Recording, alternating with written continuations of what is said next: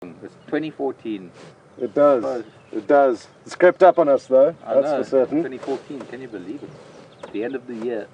And we're hoping that we're going to bring you some wonderful stuff this afternoon. Back on 2 vehicles. Scott's going to be, what you're going to be doing? You're going to hang around here a little bit? I'm going to hang around here and follow up on Karula, who Mark saw this morning. And obviously it's mixed emotions for us today because we're obviously very happy to have Djuma back up and running. But at the same time, obviously those of you that were watching this morning know about what happened to Karula's cub. And for those of you who didn't join, Mark was out there this morning. So maybe you should recap to those who weren't on board. Thanks for that, Scotty. It was really the extremes when it came to emotions this morning. None of us had any idea that she was leading us to a cub.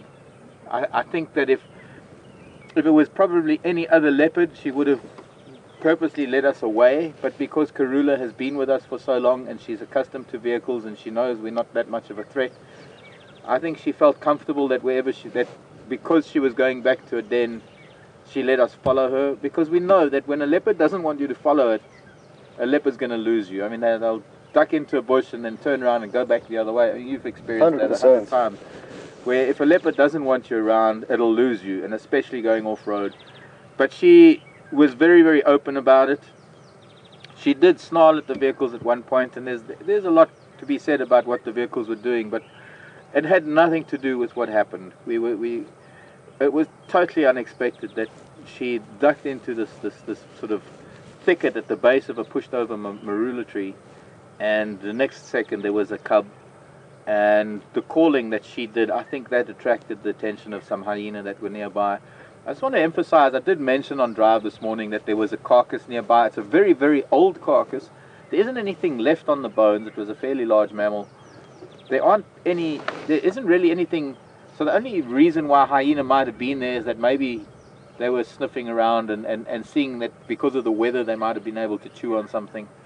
I don't know the reason why there were hyenas so close, but judging by that behavior that we experienced, those hyena came in with the sole purpose of finding that cub.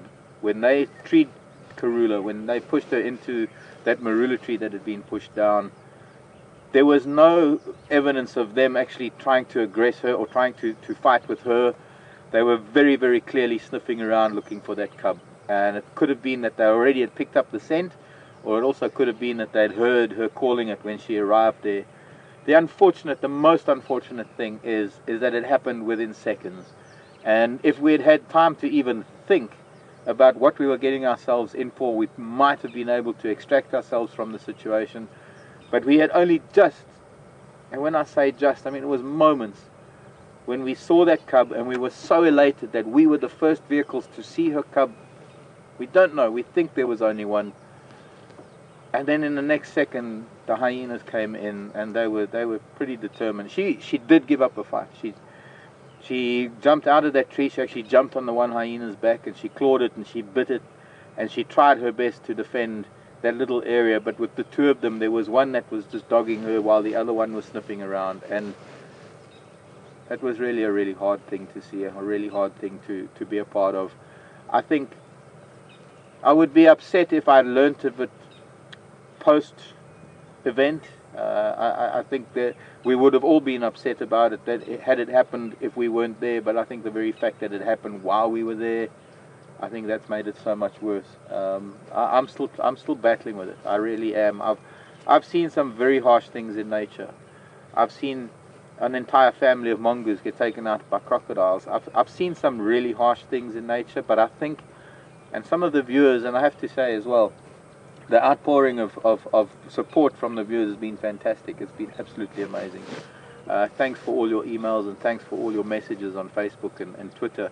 I really do appreciate it, and I will try and get to answer some of those as soon as the days progress. But I think it is just the fact that we are so close to her, and we have watched her cubs grow up, and she is such an icon of Djuma, and that the cubs have been such icons of Djuma, that it just made it a little bit worse than watching another animal get killed by a leopard, as opposed to a leopard being killed. Anyways, enough said about that. We're going to try and move on. It's not that we're brushing it aside, but we do have an afternoon to present to you this afternoon, and we're hoping we're going to sort of bring you something positive. We're hoping we're going to give you a lekker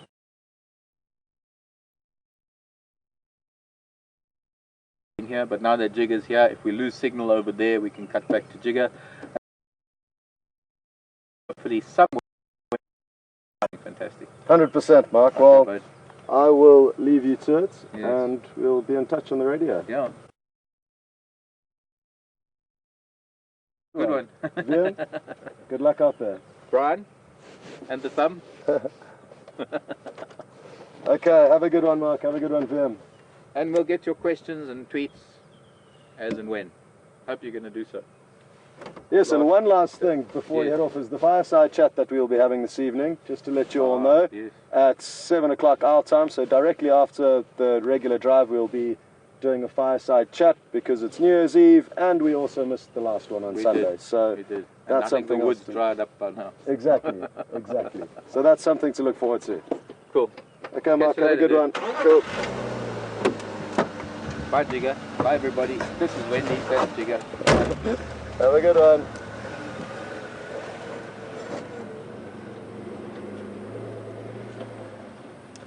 Good luck as we see them head off there, and from myself again, welcome on board. To any of you those that may be new, there is the option to ask questions to us that we can answer live on Safari right now. So to do that on Twitter, you do hashtag Safari Live and questions at WildEarth.tv.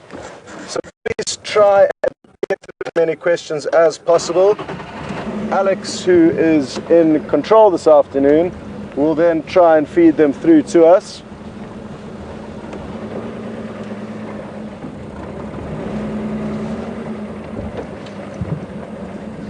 So yes, folks, tragic news about Karula losing her cub to hyena this morning. We're not sure if there's another cub. There could well be. She could have been transporting two cubs one at a time, carrying them in her mouth. So one may be elsewhere, we're not sure. But as Mark did say, it was the first confirmed sighting of a cub with Karula. There was speculation that she did have cubs. But this morning was the first time it was seen, even though it was very brief before the hyena nabbed it. And it does happen in nature. I know of a leopard in the southern Sabi Sands who 3 years ago she passed away, but she had attempted to raise 6 or 7 litters, of which she hadn't raised one cub out of those 7 litters. So that's probably 2 cubs per litter, 14 cubs in total that were lost. So the mortality rate of predator cubs is high, albeit leopard, lion, cheetah, they all have the odds stacked heavily against them, sadly.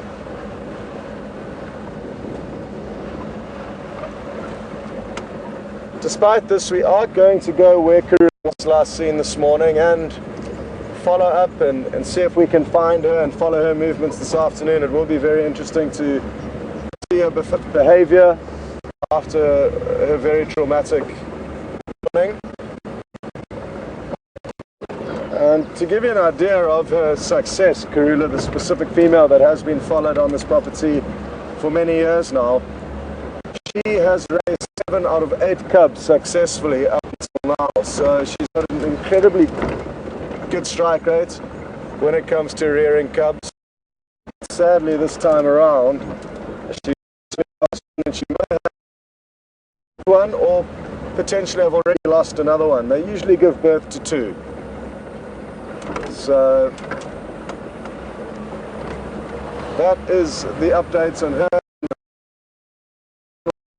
It won't take us too long to get into the area where she was last seen this morning, and with a bit of luck we'll find her and see what she's up to.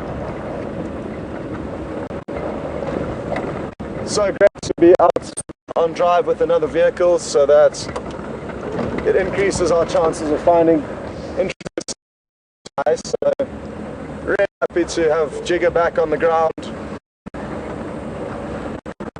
and Mark and VM to bounce between.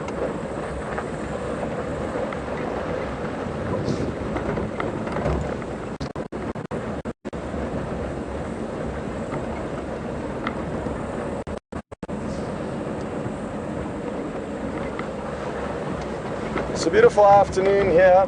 We've been privileged with a few cooler days after what was a very hot spell before the thunderstorms we started receiving about 3 days ago. So it's cool and dry, which is wonderful, wonderful weather for this time of year. It doesn't come in that combination. It's often hot and rainy. So the weather is good this afternoon, and hopefully shall continue to be good for the next 4 hours, so that we can do the fireside chat, which I'm really looking forward to. Myself and Mark have only done one together, and the last one we had to cancel due to rain.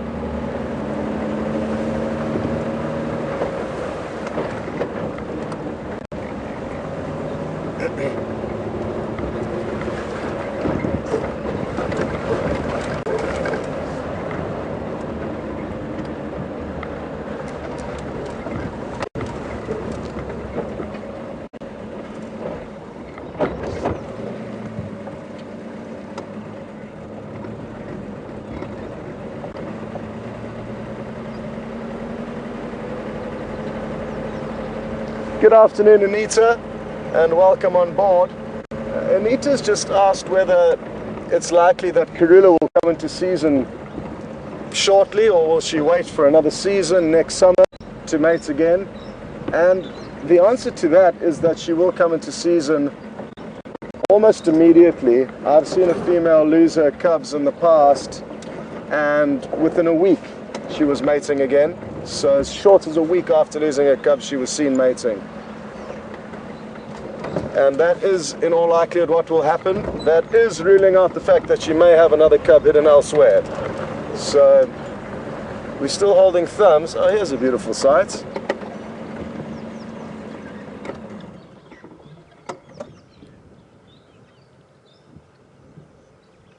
We have a portion of a flock of helmeted guinea fowls sitting up in this dead tree above WildEarthTV Dam. I wonder why they are up in the tree. There are a few on the ground, and that means to me that there's neither danger on the ground nor in the sky. Although here it is. You see that bird flying up there? Can you see it there, Brian? Oh, it's going to be difficult. Well done. So folks, Brian is doing a great job showing you a few glimpses of this bird, and it looks like it could be an African hawk eagle, but I just need to double check. Oh no, it's a pale form Wahlberg's eagle, and that's not going to be any threat to the guinea fowl, and that's why they're actually not alarm calling. But they are keeping an eye on it, but they know that that's not a bird they need to look out for. If it was an African hawk eagle, they're notorious for hunting helmeted guinea fowl, but in this case they are just enjoying the view from up there. They sometimes go up into trees if there's a predator on the ground, but they would obviously be making a racket if that was the case. Beautiful.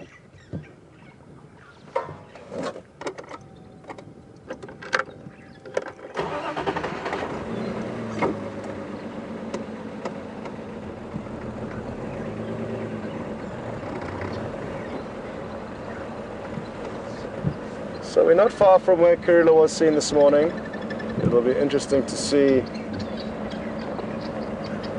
if we can find her. I think there will be a few other vehicles also coming to help out in the search for Karula this afternoon, so that does aid in our goal of finding her.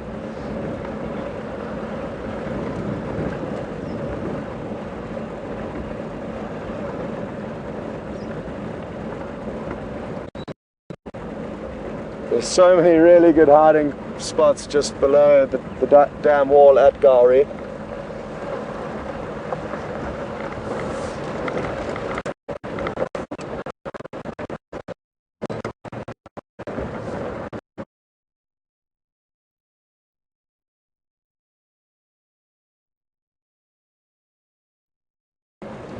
Okay, copy. Are we live or?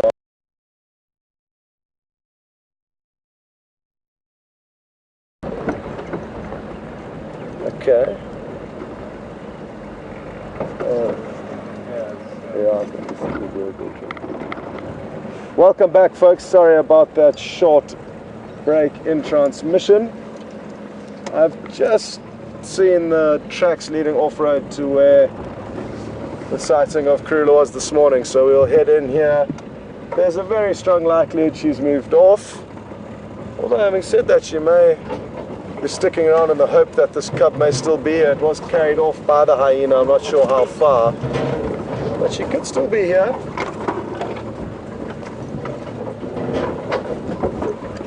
If not, we'll do a loop around and see if we can find any of her tracks on any roads surrounding this block that we're in now.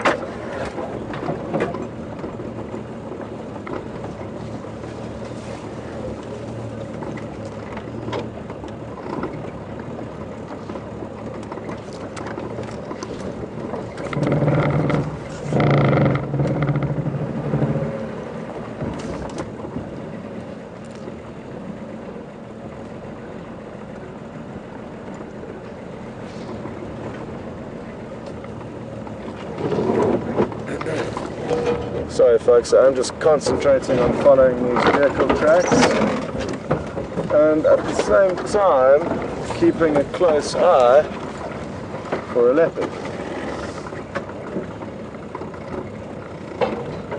You hear some rattling testiculars, alarm calling,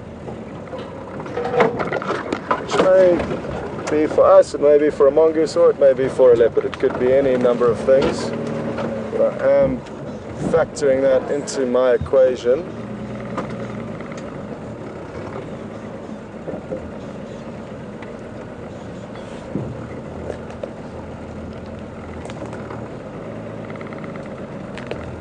So this is, I think, the marula tree on our right hand side that she was perched on at one stage.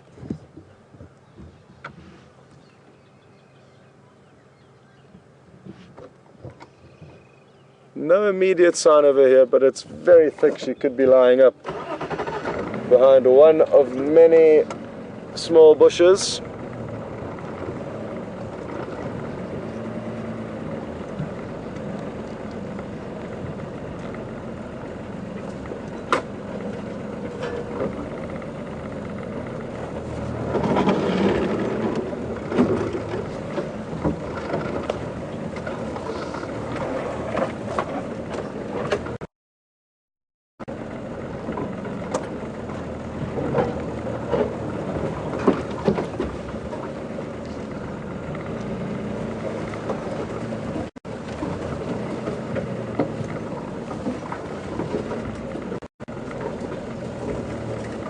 Okay.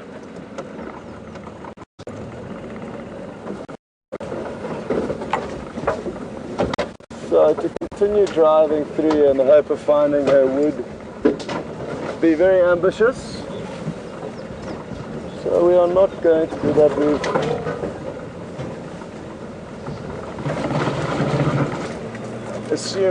Can assume that she's not here in the immediate area that she was left, and whether she's 100 meters away or a mile away is impossible to tell. So we shall continue on and see what else we can find. When she was seen this morning, I think before Mark managed to join into the sighting, she was seen with, it's believed to have been quarantined, one of her sons. So we may head out into that area where she was seen with him and snoop around for him if we don't have any luck here.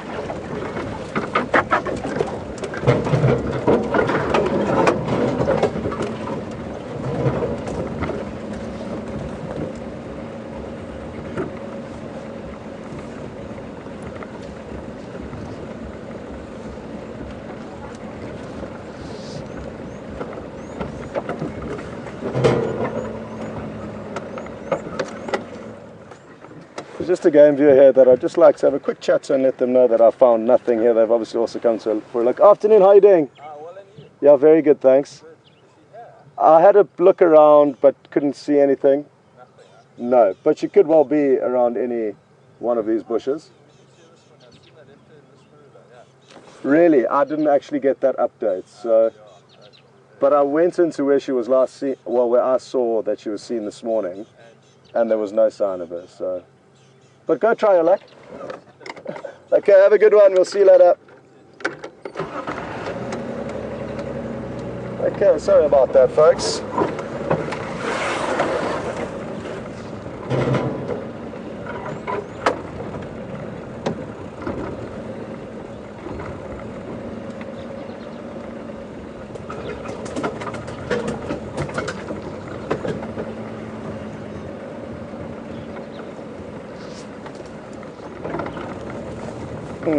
What to do now?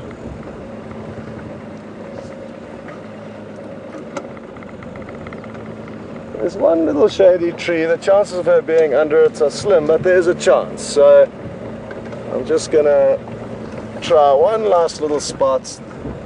It's a bourbean tree that's growing out of a termite mound, and the combination of the termite mound and the shade cast by the tree often prove as likely spots to find a leopard.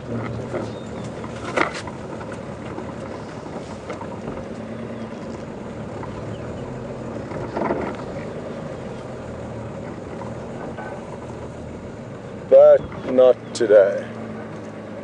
No luck. No. But if I hadn't checked that spot, it would have bothered me the whole drive, so it had to be done.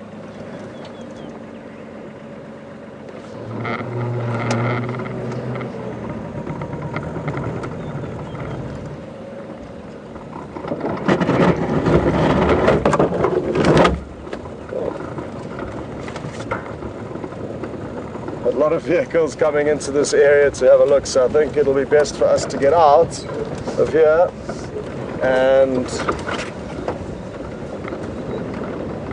let them snoop around. If they do get lucky, if they do get lucky, they'll call us. If not, we can just have a look at this chameleon that's crossing the road just in front of us. It's finishing the final little steps across the road.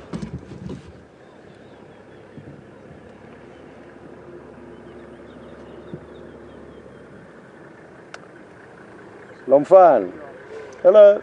Afternoon, how are you doing?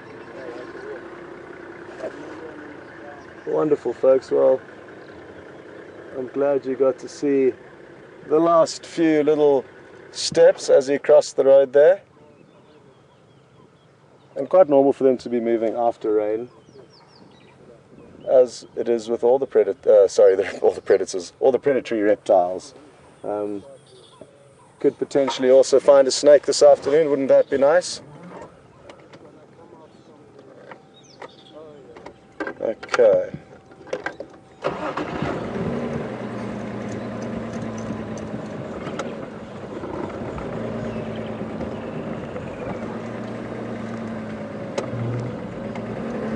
Just another game view here that we're going to sneak past while they continue to have a look at the chameleon. Have a good afternoon. Okay, well, that was a good sign. I love chameleons, and seeing them is very difficult unless they are crossing the road, so that was a bonus.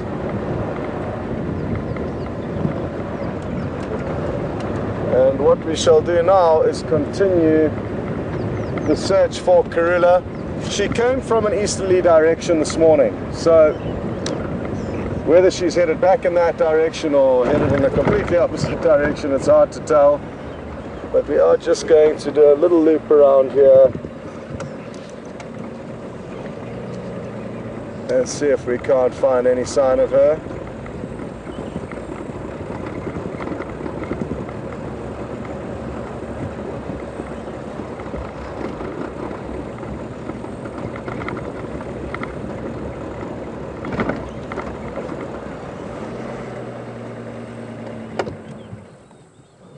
There's a beautiful bird that just took off, as they often do.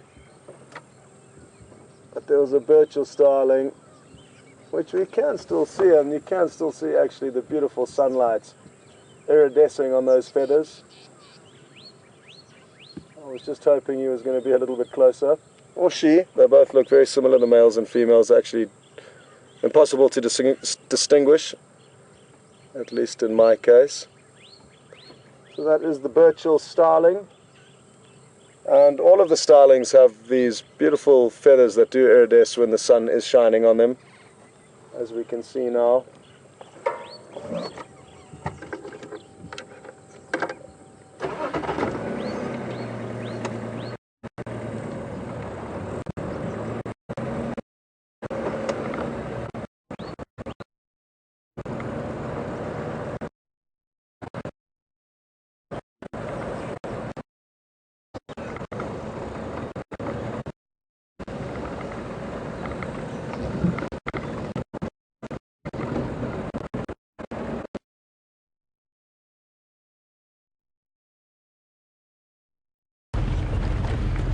Well, hi everybody, and welcome to our section of the drive. We're actually just ambling along quietly, and while we're doing so, I'm just going through my flower book and looking at a bunch of flowers that I don't really know. There are always things I don't know. There are a lot of new things that are bursting into bloom at the moment. Sorry, doves.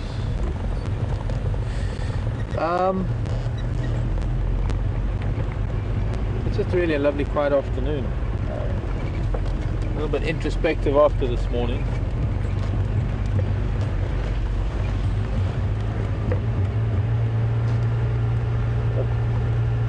A bunch of thoughts that go through the mind when with an event like that.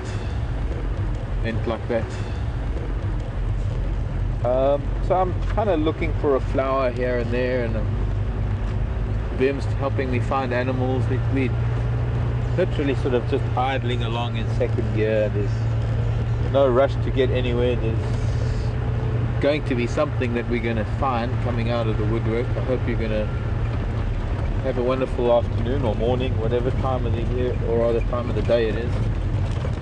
Well, the same time of the year, the end of the year. Although I'm pretty sure that certain parts of the Pacific, Australia, New Zealand, Happy New Year to you guys. You've probably already seen the New Year in, if there's anyone there. I know Perth is only 6 hours ahead, but Sydney's got to be a good few hours extra. So it's probably celebration time that far east of us. And we're still slowly making our way towards Arathusa. We're going to go and visit Arathusa this afternoon. I want to go up to that airstrip. Maybe to start with, we can start on that airstrip and then make our way past Arathusa Dam and explore some of the Arathusa territory we haven't really explored that much. And always lucky to have the other vehicle to fall back on if we lose signal out there.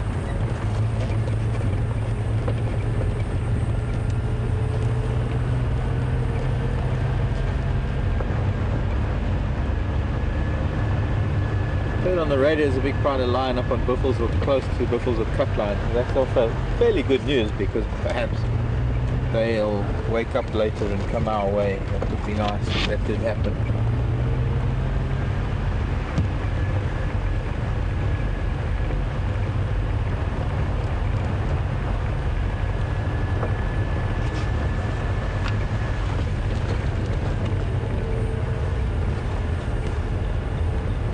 Questions at WildEarthTV and hashtag Safari Live if you want to contact us. Also just want to reiterate or thank a lot of the viewers who have posted on my Facebook page and on our Facebook page. A lot of viewers who have sent in messages that are comforting, because it is a pretty harsh reality to experience what we did this morning, and thank you for that, everyone. I don't want to sort of signal us or single anyone out in particular. Hello wildies. I wonder who these wildies are. I wonder if these are the wildebeest from quarantined. We'll certainly know soon enough if we find the one female that is very distinctive with the broken, or rather, no, not broken, it's a slightly deformed horn. Hello girls, very heavy with milk. Hello madams. And there's some of them rolling in the dirt, some of them sleeping, some of them eating. Little ones must get very tired of it all because they're not really grazing that much. They are starting to be weaned, they are starting to graze. I can see some of them chewing the cud, but generally they're still quite dependent on mom. Some impala here too, that bunch of impala rams.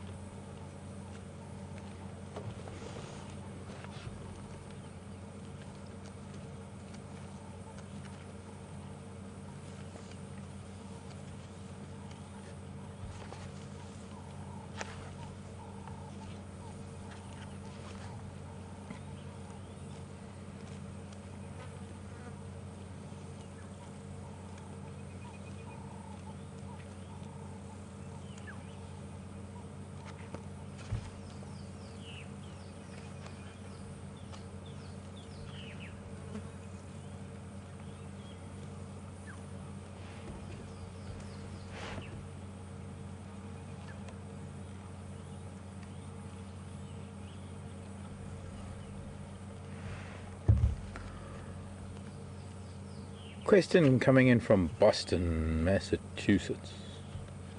Hello Sam, thanks for your question. That's a great question because very often what we do is we stop and we talk about the wildebeest, but we don't actually mention which wildebeest these are.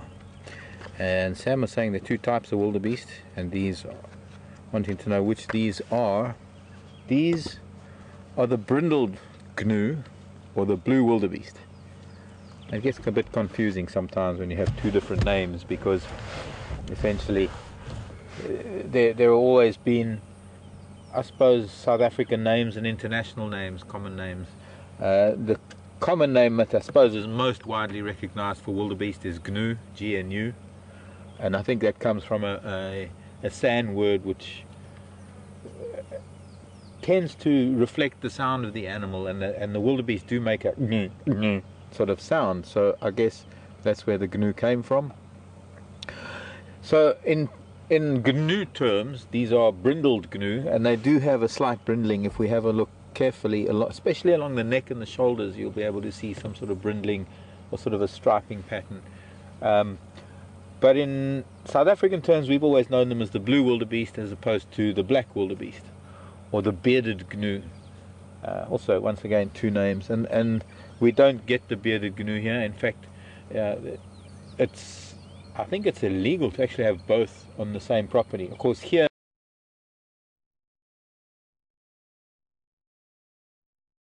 we're not likely to get them because we're only getting naturally occurring species here, species that have always been here, species that have historically always been here, and there have never been the bearded gnu or the black wildebeest here in this part of the world. The black wildebeest is a more open plain savanna grassland type of antelope, and they kind of occupy the same habitat as springbok and other gazelles, so we're not likely to get them this far east in the country. They occur from far more west.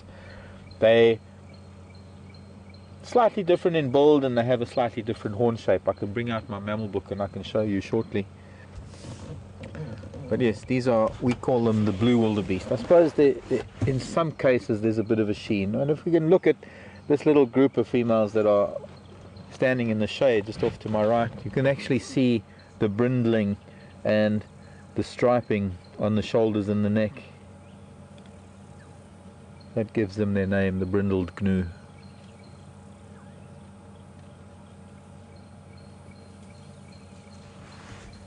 And there's a bird singing just off of our left. Sounds like a rusty wheel going round and round. And that is the Sterling's barred warbler. That's a warbler. Very pretty little warbler, the Sterling's barred warbler. So while we're looking at those gnus, I'm going to find some more news. Gnus. No gnus today, my love has gone away. No. Herman's Hermits, anybody remember them? No gnus today.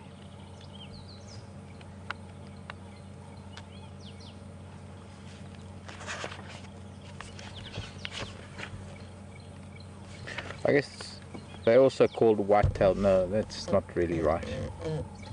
But yes, very similar. Oh, really?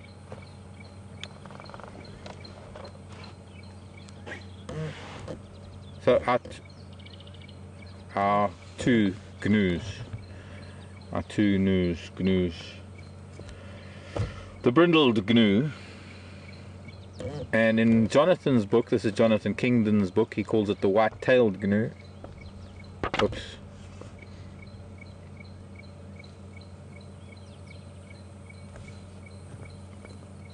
Connocatus gnu. Taurinus.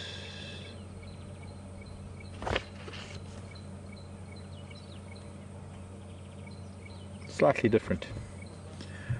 Color variations differ from region to region of the black wildebeest, and they do tend to be a lot darker than the sort of reddish brown but that is depicted here.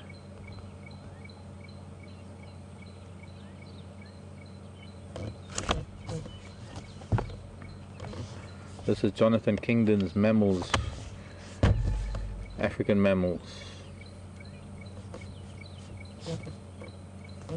It's seen a lot of use, this book. So any mammal that we need to look at, of course, here in Africa, got a good reference book to show you. Sorry Alex, there was another question.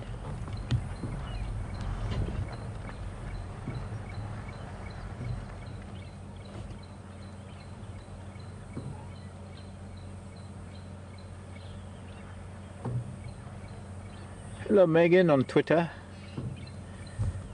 A similar question I had earlier too, but I don't mind answering it again.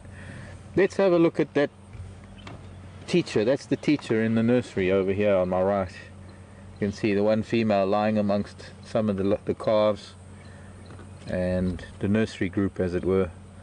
Some of these calves are rather happier just staying with their own moms, but there is invariably a calf group or a nursery group. And if we look at it carefully, you can see there's very distinct sort of brown forehead to the top of her head between her horns. The female's horns are also a little bit narrower, not as well defined as the bull. Called Megan's question wanting to know what's the difference, how do you tell the difference between the male and the female. Not easy when they're little children like these calves, but these are all females that are hanging around with the calves and biding their time. It's wonderful actually. It's quite amazing that they're lying down. I mean, there's this one right in front of us with her little child. That just those little horn stubs starting to come out of the top of its head. Probably one of the youngest of the lot, because some of the others have already got their horns coming out. Oh, sorry girl, I didn't mean to get you up. But I'm just sort of rolling, using my gravity drive to just roll by. I don't really want to disturb them too much. Gorgeous long eyelashes, even for these little ones.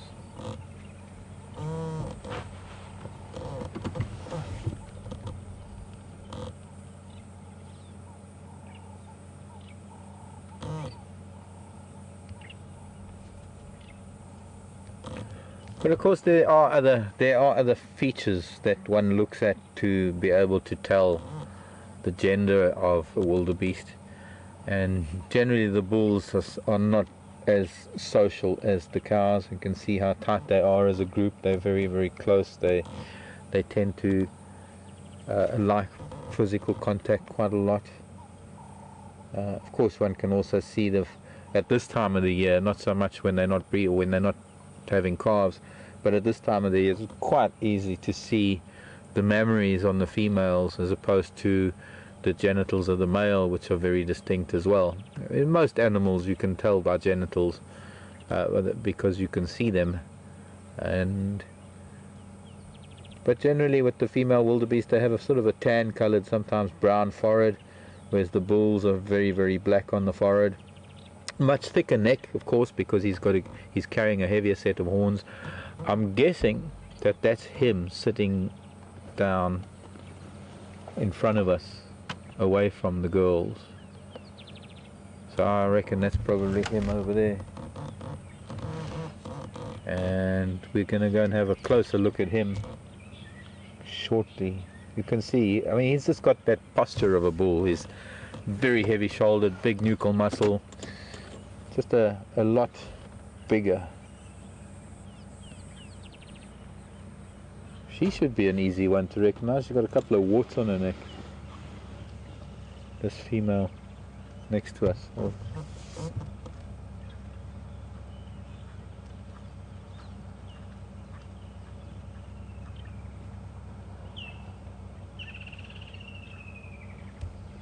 You can see her mammaries, and there on her neck just two little wart-like things.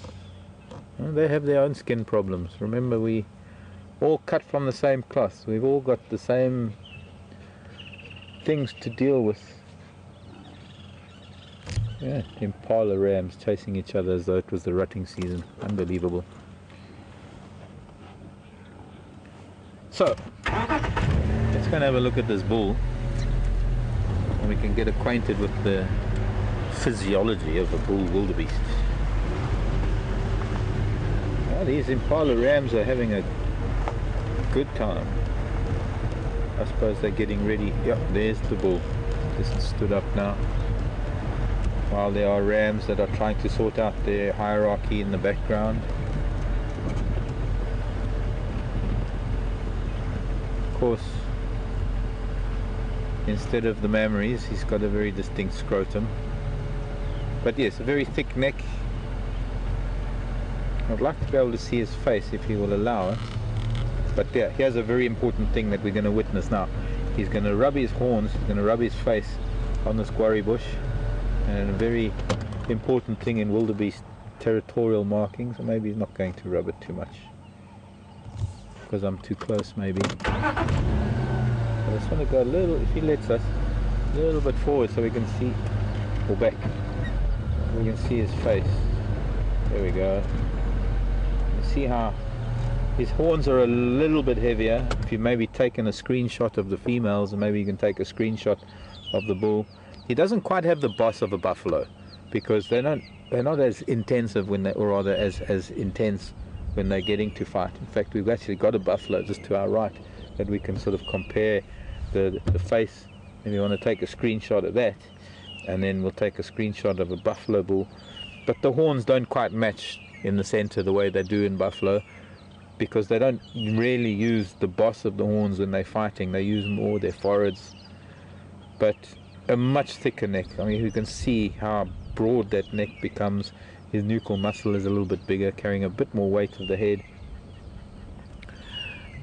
and of course just his physical being. Sometimes you don't really have to look at genitals and things. Sometimes you just get an idea of an animal's status or its gender just by looking at it, just by getting a feel for what it is doing. And well, he is the dominant bull here, and these are all his kids and wives.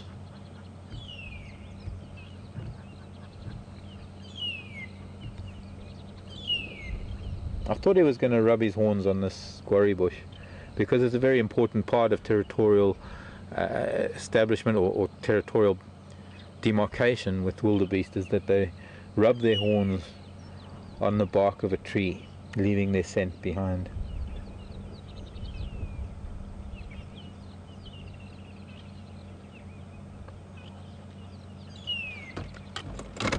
Having just had a look at the buff, I'm just going to reverse back to this buffalo. Nice bachelor herd of impala here. Some of them horning bushes just as displacement activity.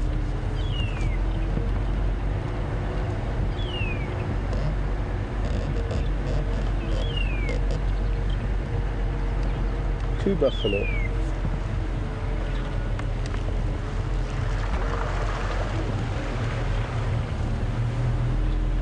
Hello boys, where's the elephant? What have you done with the elephants? What have you done with the elephant?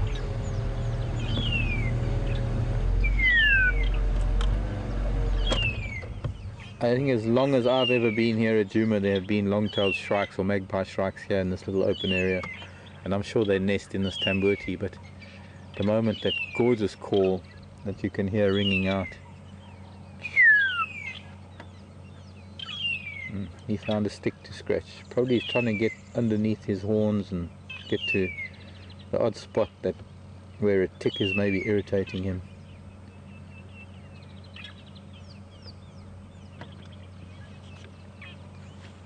Not in a hurry to scratch.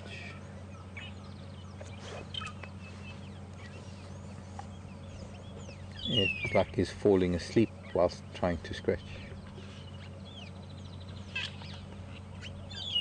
Kind of forgetting why he was there in the first place.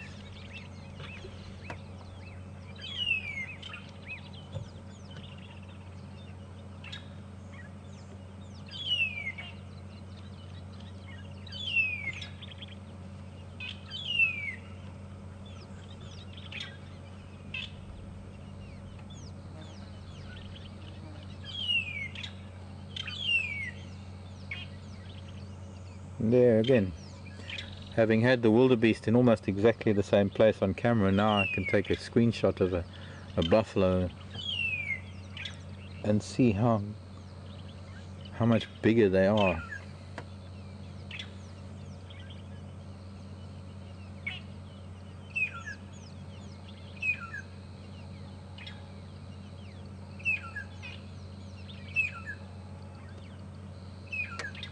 Probably about 3-4 times the weight. Although they probably stand very similar in height at the shoulder.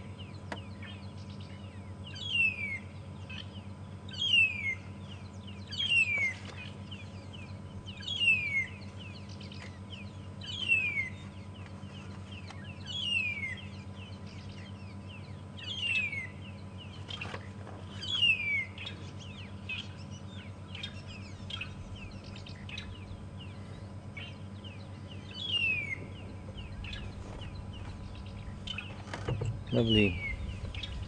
What a nice scene of the impala just wandering by. Well, let's move along a little. Still want to try and get up to another part of the world. Bye boys. Enjoy your afternoon. Mind the cats. If they come by. Bye. And hope that you're a good enough parent to raise them to become what they are. Karula's been fantastic at it up until now, for the last 8 years. Oh, another tortoise. A lot of tortoises moving around us. And there's a giraffe. Yay, we can get a giraffe. Off you go, tortoisey. Another hingeback tortoise. Well, I have to be honest, I always considered, and I thought, or I had learnt, that this particular species of tortoise, which is the hingeback tortoise, was a lot more vulnerable numbers wise than the mountain or leopard tortoise. But lately I've been seeing a lot more of them than leopard tortoises. Let's go and say hello to a giraffe. We haven't seen a giraffe for a couple of days. And of course the giraffe is another iconic animal of Africa, very important animal in terms of what defines Africa.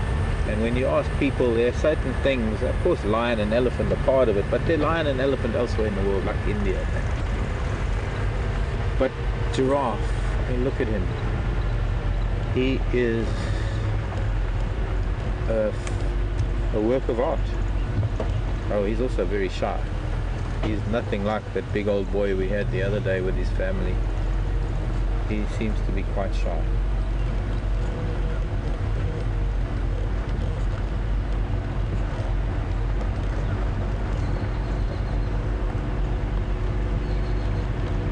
Go, Alex.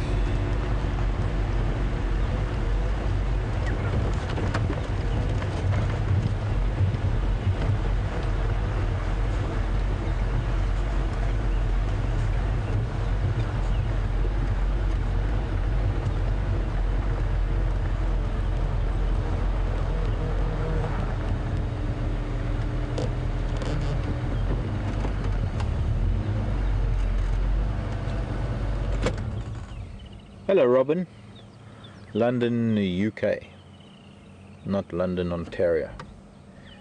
Hello Robin, wanting to know what our temperature is at the moment, and Alex has just done a quick check for me saying that it is around 27 degrees Celsius, which is around 77 Fahrenheit. So it's a mild afternoon, not warm, just mild.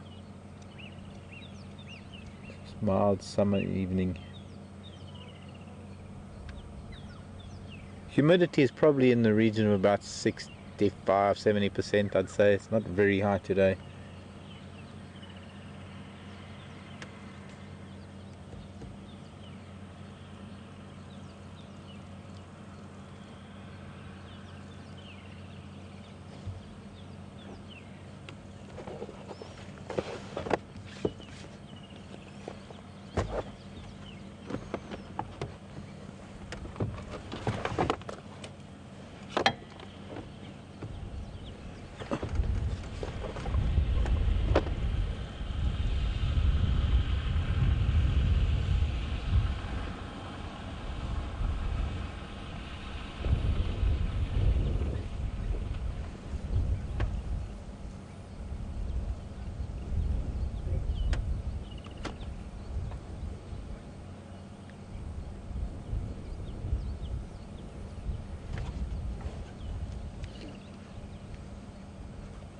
Really got beautiful markings, this giraffe.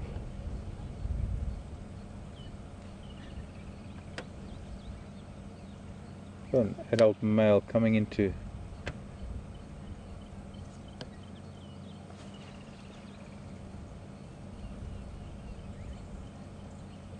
maybe not. Here I am just guessing just because of size and darkness, but there's a second one there. Remember how I've said to you before that it might appear that an animal is on its own, but in fact if we start looking carefully we actually might find that it's not on its own. And I've just noticed now, just a tail flicking through the bush there, that it's not alone. And in fact it looks like it was a big female, it was a very big cow.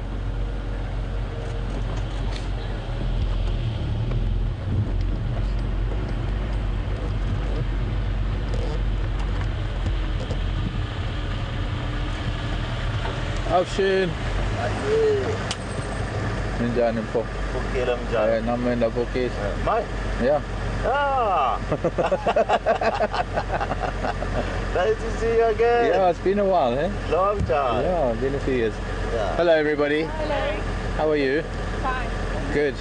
Enjoying the last day of the year? I mean, after this, it's the 12 o'clock tonight, it's the end, eh? Starts all over again.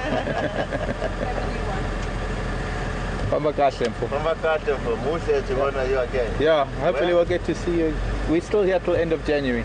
Yeah? Yeah. Well, from West. West. Yeah, I'm gonna come there now. Safari. Safari down, yeah. Yeah. Is anything there? Yeah, there was like the shadow and my people Yeah. this morning. Someone tried to come out there, somewhere bound with her.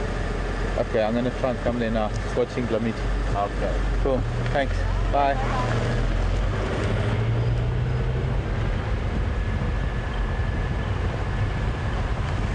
Well, these two giraffes have moved deeper in. There might be more of them in there.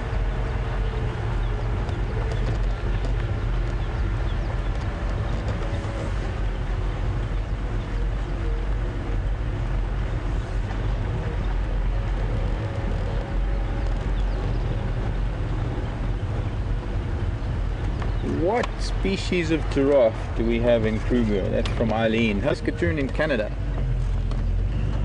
This is known as the southern giraffe, Eileen. We have the southern giraffe here. As opposed to reticulated up in Kenya, also Rothschild up in Kenya.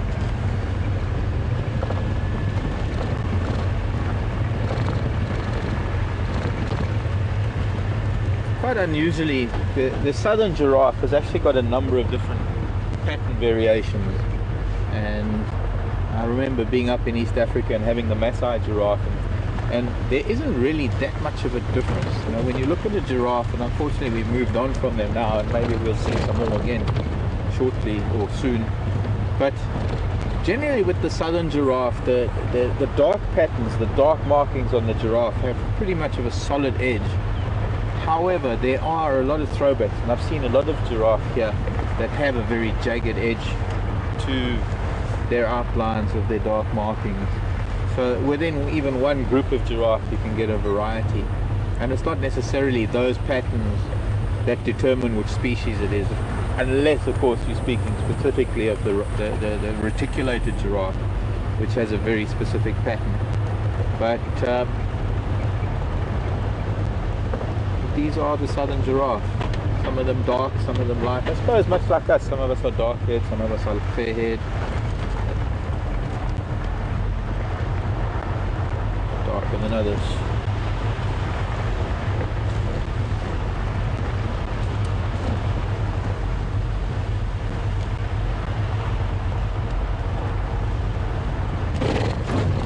These two boys are chasing each other, I think.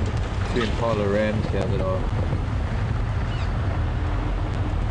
busy sorting out some differences. Oh wow, not only two of them, there's a whole bunch of them that are very strange that they're doing this now at this time of the year. I mean, this is rutting behavior that we find only in the end of the summer months, and they're gone. Rutting noises, chasing each other around, rather unusual.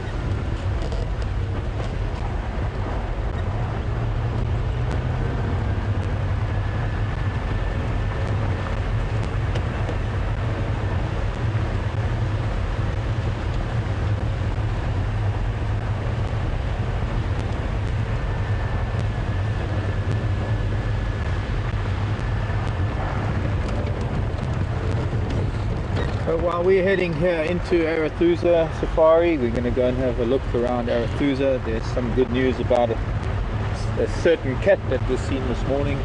I don't know if we'll get to it. It might be a little bit off of our territory, but we're going to go and have a look, and I'll come back to you maybe when we find something up towards the airstrip. But for now, we're going to give you back to Scott, and we'll see you in a short while.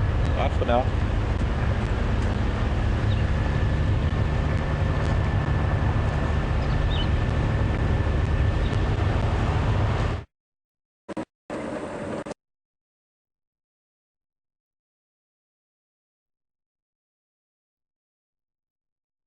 Clouds in the sky. We haven't seen too many animals. To our vehicle. We are traveling down a road that is less frequently used, and you can tell by this merely from the fact that you can hardly see that there is a road here. This was the vague area that the quarantine male, one of Karula's sons, who's 2 years old now, was heading in this direction this morning, so we just thought we'd increase our chances of bumping into him by driving down here. No luck though. The only sign of animals along this road have been that of buffalo.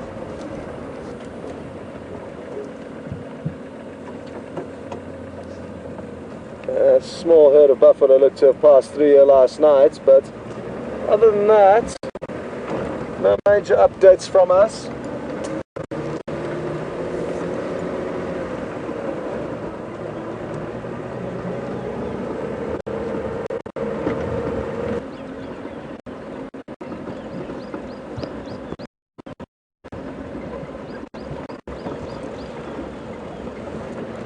Okay, boys.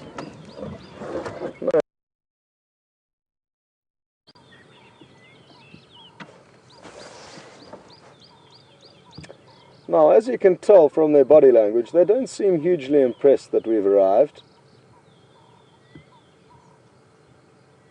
But this is the nature of the Cape buffalo. They are fairly unwelcoming individuals, especially bulls, which we have 2 of here. With the Cape, a few of them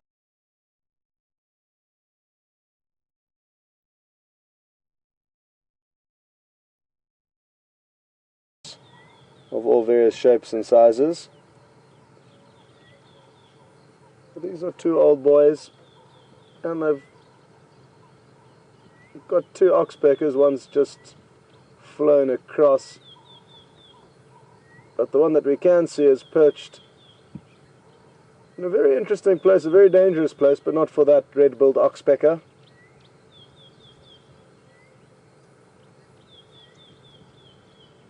The expression on their faces sure do let you feel that they do mean business, these guys. And in the vehicle we're safe, but on foot this is the last animal that I would like to bump into, because they do have this short temper, and when they do charge you, unlike most of the other animals, standing your ground and shouting and clapping and screaming, making yourself appear dangerous and bold, will not really help with the Cape buffalo. They will probably just keep on coming until they bowl you over.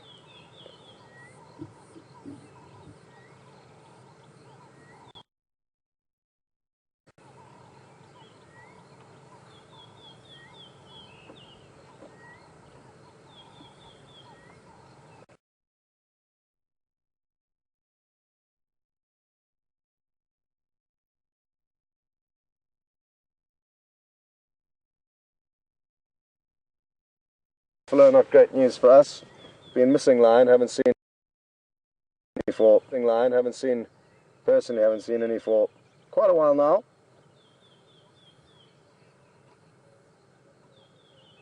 And even if there were lion around, these 2 boys, just the 2 of them together, make a very formidable team. If the lion do manage to bring one down, the other will in all likelihood come back and rescue his partner or friend. And buffalo are notorious for this behavior, rescuing fellow herd members from lion attacks. But we haven't had any lion here for a while now, so sadly we haven't seen that. But just a few weeks ago, we did manage to get an incredible sequence of a lion hunting buffalo, or several lion hunting buffalo. Peter Pretorius was guiding on that drive, and it was really, really exciting. That lion actually left a kill that they were busy feeding on of a buffalo that they'd killed the night before, and then a herd of buffalo came moving past, and the lion took the opportunity to catch a young calf.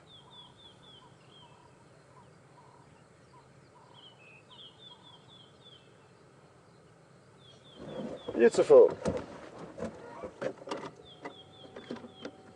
Well, they seem to have calmed down a little bit now, and we will leave them to it.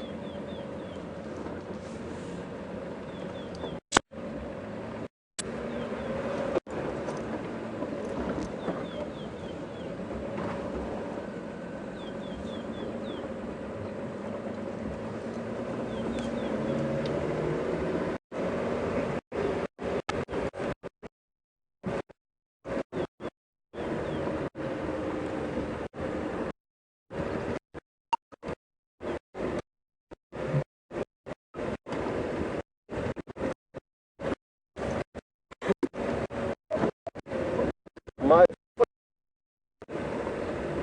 got quarantine would have moved down one of these drainage lines in order to get to where we are now in this direction.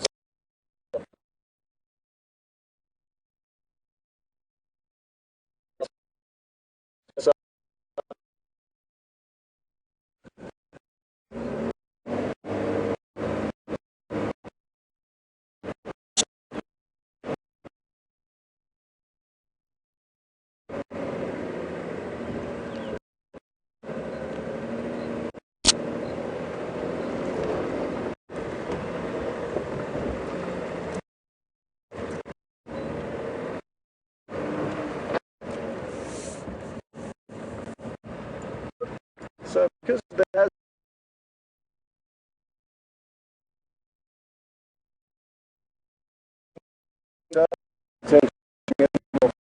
down of him, the area to the riverbed where he was last, road network does not cover much of the ground between these blocks, so we are looking for places to look for him, but this is our next best bet.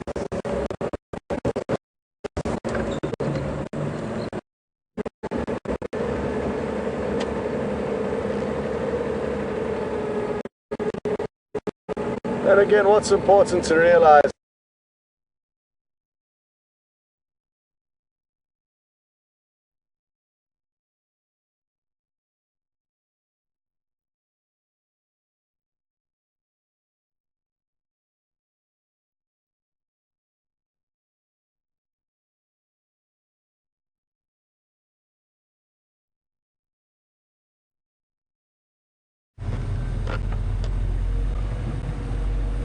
Oh.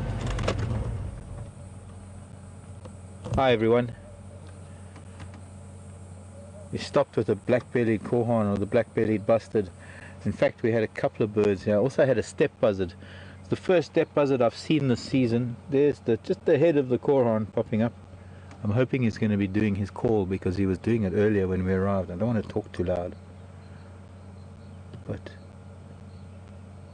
normally standing on the top of a termite mound or something to do that call. And all we're really going to see is the head dip down and pop up if he does do it. But just behind this termite mound towards the back is a marula tree with a broken branch, and there was a steppe buzzard sitting in it.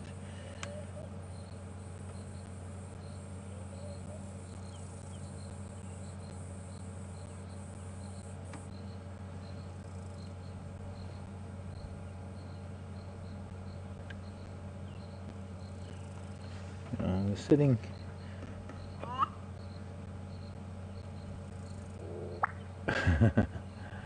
there. He did it when he was off camera. Must have known he was off camera when he did. But anyways, steppe buzzard was sitting on that big branch that comes off to the left at about 10 o'clock.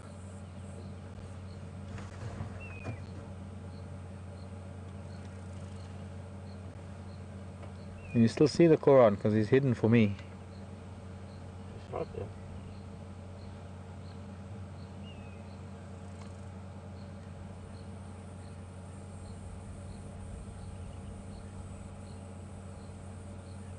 We're going to wait until he does his call again, just because it's so close, and he will do it. I know he will. Here we go, building up to it, stretching the neck. Don't go behind the termite. Now, here we go, he's coming in full view. except he's behind a tree.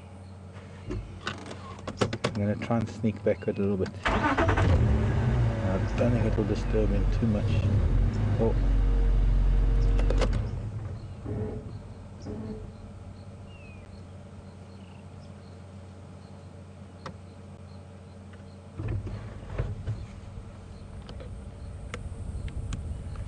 Mostly insect eaters. I was actually surprised one day though when I found at home I've got more of the red-crested bustards and they were eating flowers, mostly the mayarua flowers.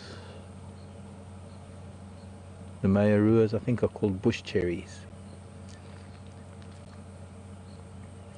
This is a very striking bird and we don't really get a chance to get this close to these korhans because they're very, very shy, but I think this is his territorial mound. This is his calling point. He's trying to attract the attention of females and at the same time competing with other males who might be nearby, standing on termite area or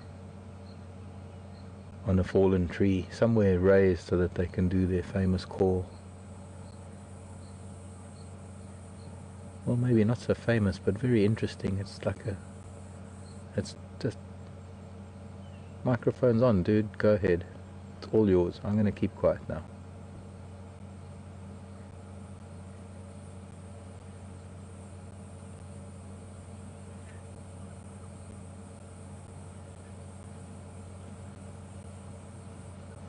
No, it's just going to come in. Oh, we found a grasshopper.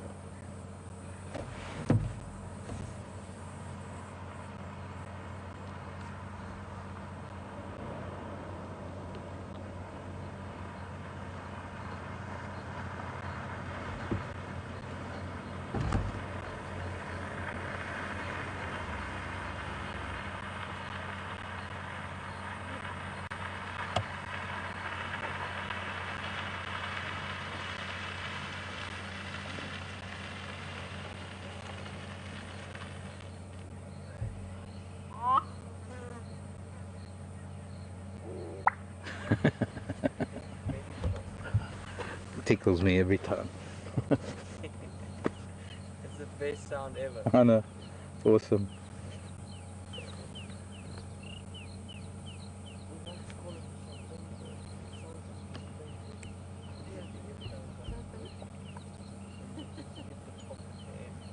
See how it sort of gulps in. Were you zoomed in on it?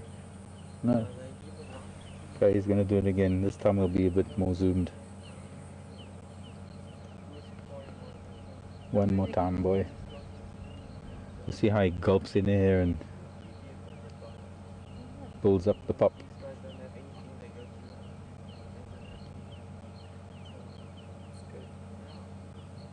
Well, we waited quite a while. We might still wait another few minutes before he does it again. There's no regularity to it.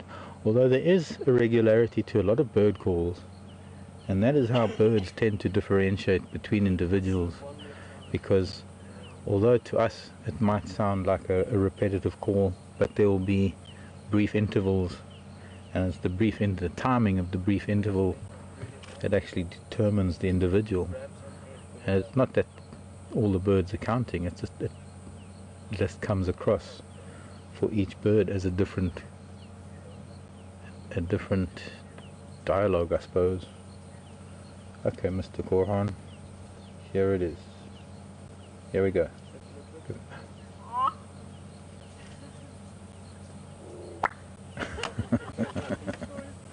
Here we go. Thank you.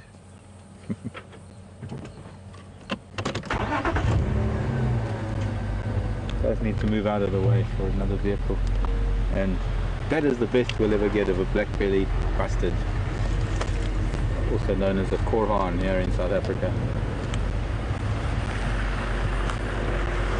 Hi. Bye.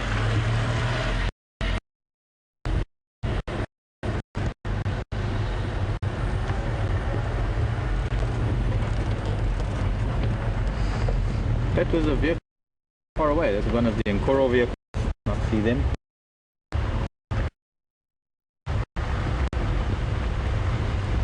We get a lot of news from Nkoro. In fact, a lot of the animals that we see here head up to Nkoro. Nkoro is much further to the east. It's right on the boundary between the Sabi Sand and the Kruger National.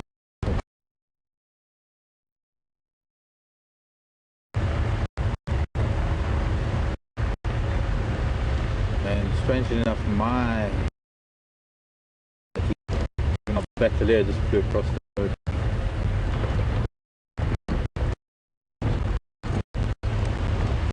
The area where I live is actually going to be renamed Nkoro for some reason.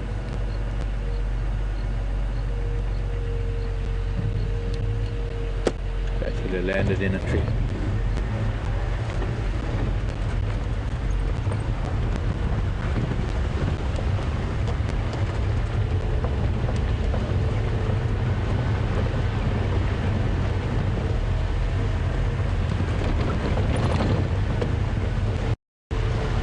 We're on an extension of Triple M that we never really used to come along in the old days because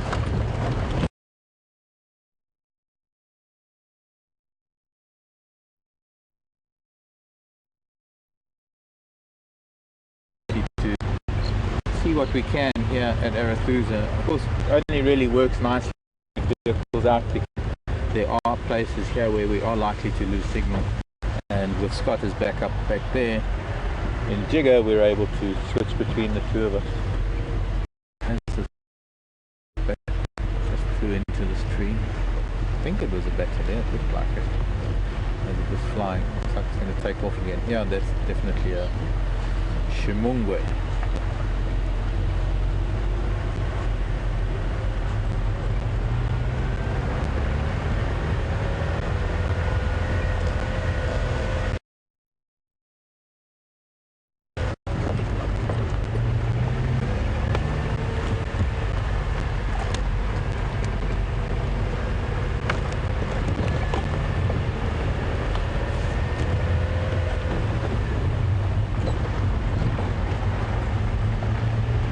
Guided by technology, although I think I know where I am. I mean, it's not really hard where I am, but I just want to see where I'm going. It's the most important thing.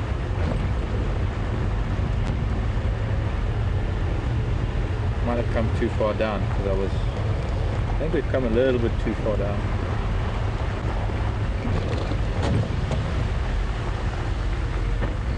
Shortly.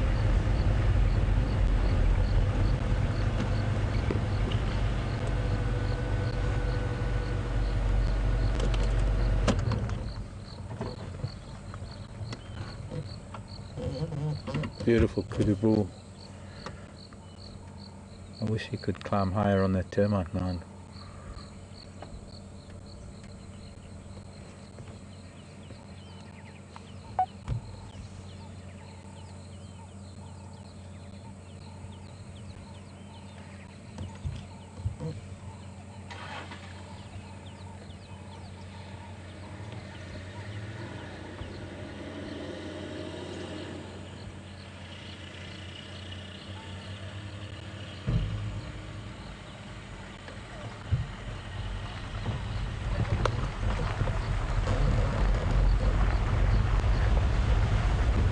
We're going a bit too far south.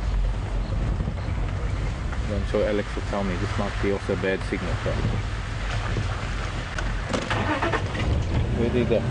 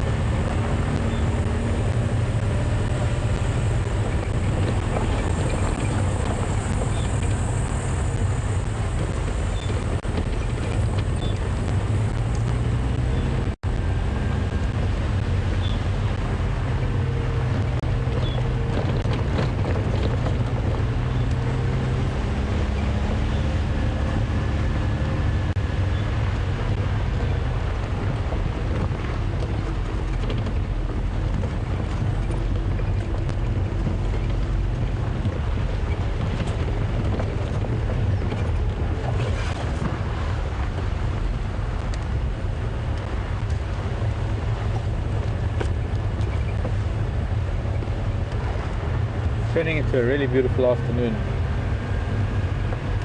and it's, I suppose, exploring a new area that can maybe take my mind off of things.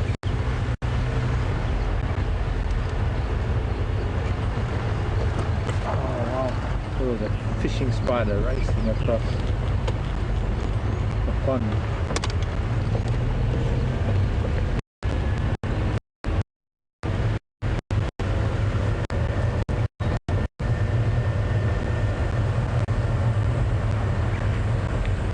We've had a few requests from people to visit the air,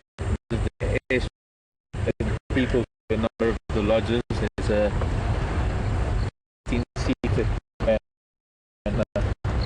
that lands here, I think on a daily basis, that brings people to the lodges. Some birds to look at while I'm talking. So there's some special birds, although we're not going to get too close to them. But very clearly a male in the top of the tree with his very long tail, and his prettier females. Seed eaters. And I'm not going to tell you what it is, because you're going to tell me what it is. Let's say only email questions, no tweets, just email. Questions at WildEarthTV.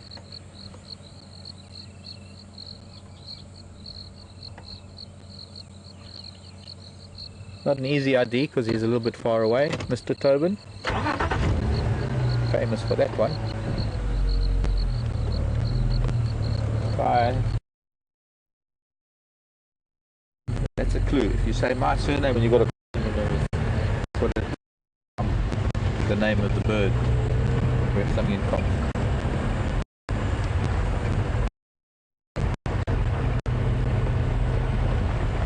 Oh.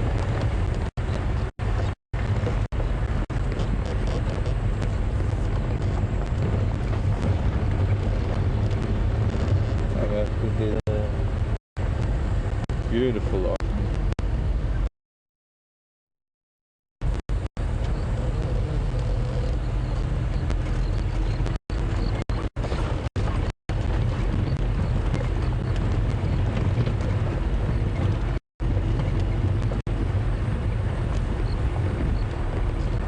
Beautiful.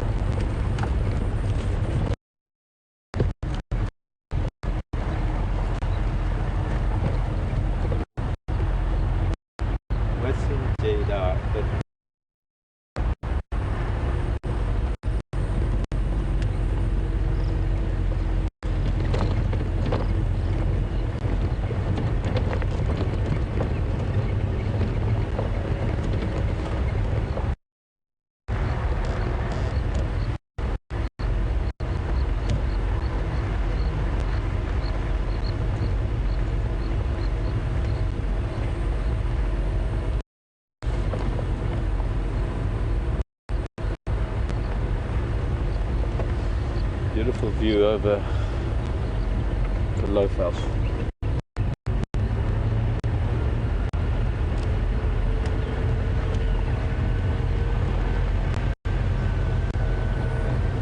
There is a pair of side-striped jackal that den on this airstrip. They've been doing so for many years, and I don't expect to see them now. They'll be hiding in the shade. They're not likely to be here on the airstrip in the heat, but they'll definitely come out once the sun starts going down. Here, this is an interesting plover. Another bird to ID, although lighting is. Let me go around. We can get from the other side. The light will be better. Illuminated like that.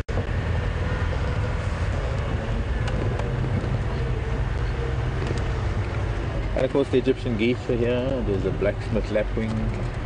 But these are little lapwing plovers. Another one. This radio is working fine because there are a bunch of them.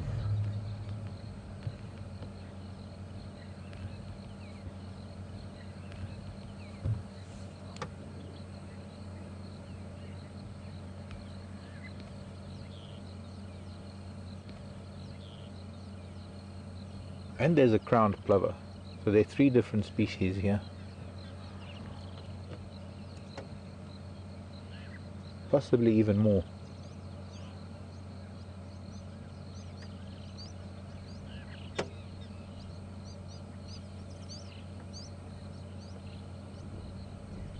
But this one particularly numerous because they normally live in groups. And not a very common one, might I add.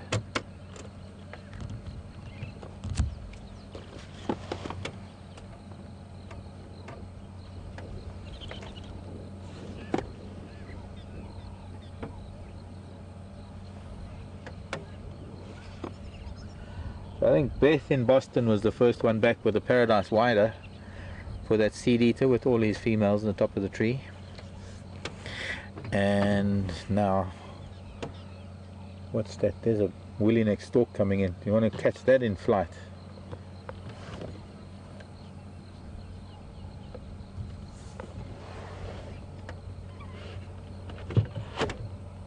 Laura in Finland. Wow, hello Laura. Haven't heard from you in a while. Welcome back. And no, those are not stork nests that we're seeing.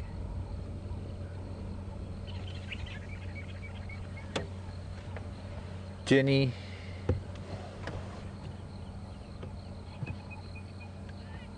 Okay. Why did the geese just did a big fly around? Might have been because of the stork. It looks like they've actually discouraged the stork. I was trying to watch that and trying to listen, and my brain was telling me I was watching something, but it wasn't picking it up because I was listening to the radio. Alex was telling me about answers that came in for the birds, but it looks like that stork wanted to land here, and these geese, who no doubt have a reason to chase it off, managed to discourage it from coming in. That's quite amazing. This pair of Egyptian geese. I don't know if they've got little ones hiding somewhere, or they're planning to bring them here soon. Not the greatest place to have goslings, I have to be honest, because especially with a local resident pair of jackal. I had a very sad experience in East Africa when I got there, one stint that I did there. I was noticing only one goose in a certain area, and then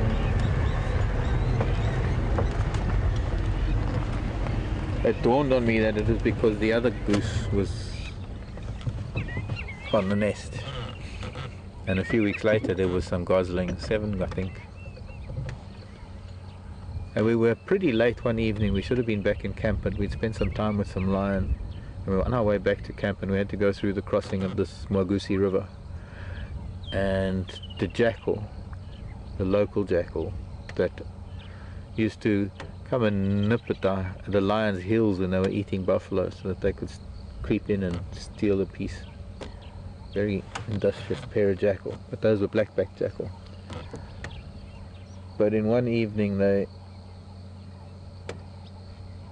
took out most of the goslings, and the second evening we happened to be there again, and they took out the remaining 2.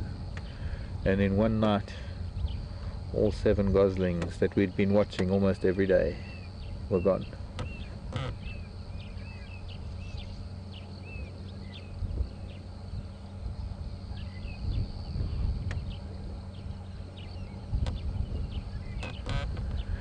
It's greener than green. It's deliciously green. Look at that, geese in a green background.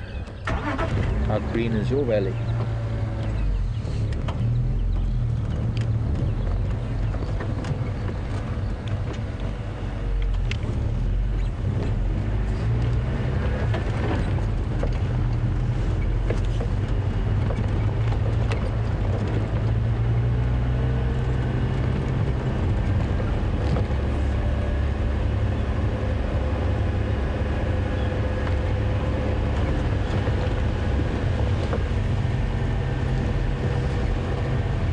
This is now Arathusa Safari Lodge area. That's an area we've seen very seldom. In fact, I've only seen this road once. It was a road we drove along some time ago. I know it's called Central Road. It was late afternoon. It was almost end of drive. I think we had about 20 minutes to go, or half an hour to go, and we saw some wild dog down there. And I'm not here because we saw wild dog here, because the chances of seeing wild dog here again are very, very slim. Just in light of the vast area that they travel, one is never really likely to see them in the same place twice too frequently. Not that it doesn't happen, it's just unusual. Fall on the right, on the mound. On the mound, not this mound, the one at the back. Look at that nice spot, that is awesome. Who's the king of the castle? And I guess I'm just a dirty rascal.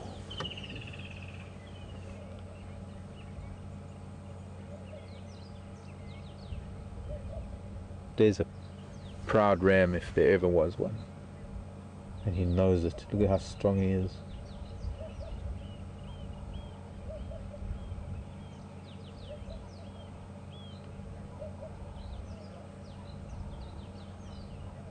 Right on top of a termite mound. A lot of antelope will do that, zebra will do that. In fact, it's something that they even start doing from a very young age, when they're still youngsters, when they're still kids, and they're still learning about how they need to interact with each other. King of the castle games become very important in their lives, and I suppose it's all a lesson for them to learn that to excel and to dominate, you do need to maintain that position. And it's not only the physical position of standing on a termite mound, but also it's most likely the strongest ram in the area at the moment, because no ram, or no self-respecting dominant ram, would let a subordinate stand in a position of power like that. They use body language, they use posture, remember, they don't have a vocabulary, they don't have the kind of communication that we do, so everything that they do has to communicate something to the rest of their social group. And in this case it's probably bachelors. And until he's toppled from his throne, he's the boss.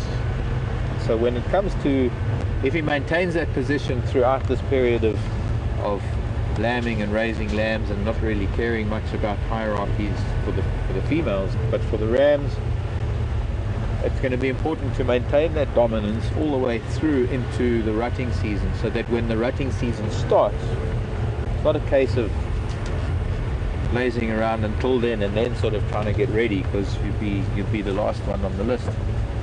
It's all about asserting dominance now, so that when the ewes are all coming into estrus together towards the end of April, towards the end of our summer, you're the first one on the line. Your dominant genes and everything that you do in terms of territory and behavior leads up to that moment when it's time to take control of a female group.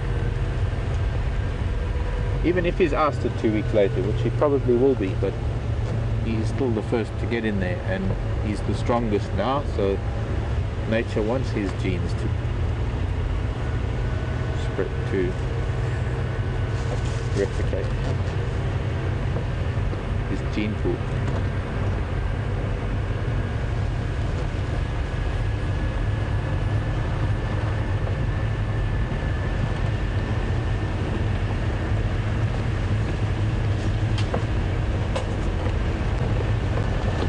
I was saying earlier that there was a cat here on Arathusa. There is, but it's not on this part of Arathusa, called Arathusa Safari. It's just across the boundary. And I am monitoring the radar here. I'm going to try and see what is happening with this cat, because I suppose we might not get to see her, but it would be nice to know what's happening with her. And I believe it's a leopard known as Shadow, which I think a lot of us know as Kandi, if I'm not mistaken, which is Karula's first daughter, one of her first litters. Not one of, yeah, one of the two, or two girls of the first litter, who's now raising probably her, I don't know, maybe third, maybe second, third litter, I'm not sure. But she's somewhere here in a place called Boundary Pan, and that's just off of Arathusa, on the west edge of Arathusa. And if I'm able to, I will try and see what happens later as far as that's concerned.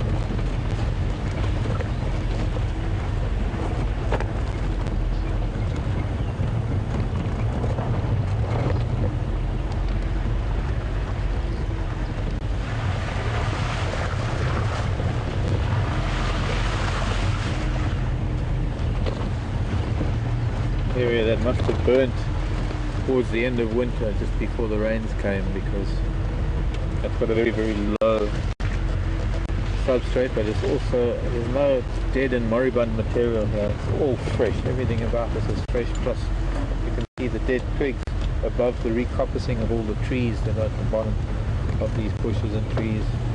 The fire wasn't very hot because you can see the top of the trees haven't been affected very much.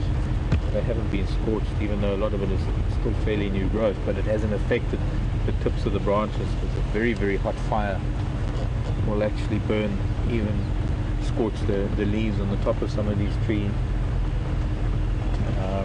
But fire is a very important aspect to the environment. It's a very important tool in managing areas where you have to not maintain,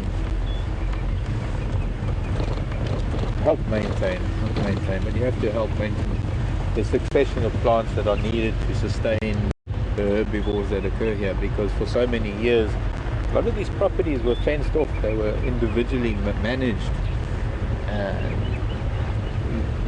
in different ways, the way neighboring properties were managed. So there was different levels of vegetative growth, there are different levels of vegetation. And although it's been reincorporated into Kruger National Park for over 20 years now, there are still residual effects of these properties being separate or separated from Kruger by fences, and having to have their own populations of animals that were managed by humans. And it was vital to be able to manage their populations, because it was an enclosed area. That no longer applies because it's part of a bigger, greater reserve. We're just coming past Arathusa camp at the moment, by the way, and we'll get a glimpse of it when we get around. Yeah, a little bit of a bouncy road here. We'll get a glimpse of it when we get to the other side of the dam. We're going to be going around the dam. Sorry.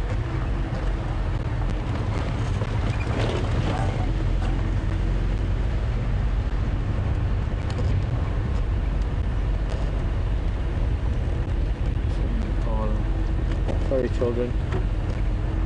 We're also going to be handing you over to Scott for a little bit. Before we do that, fade out from this. Don't say hello to Scott, but here there's Nyala, impala, there's a waterbuck bull. And we don't get to see waterbuck bull too often. A couple of big Nyala bulls. A really lovely scene here. Even a steenbok. 4 different species of antelope.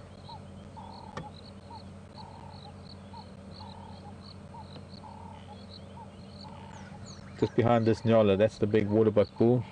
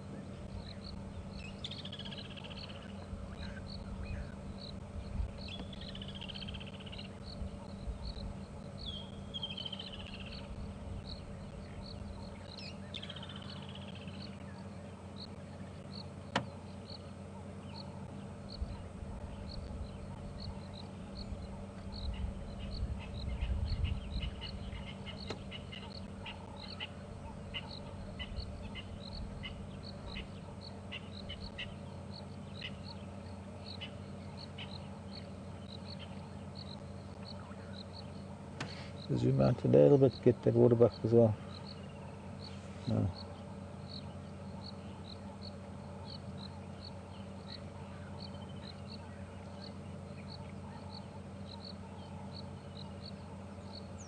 The grass is probably at its best right now. You know how it is when you've got a really crisp lettuce, or a lettuce that's been sort of left out for a little bit, starts going wimp. That's what happens after the sun's been burning out here and it hasn't been raining for a bit. Then the grasses start going a little bit harsh. But after all this rain and suddenly this beautiful sunshine that we're having, everything is just at its optimum. And if there isn't a better description of making hay while the sun shines, I guess that's what they're doing.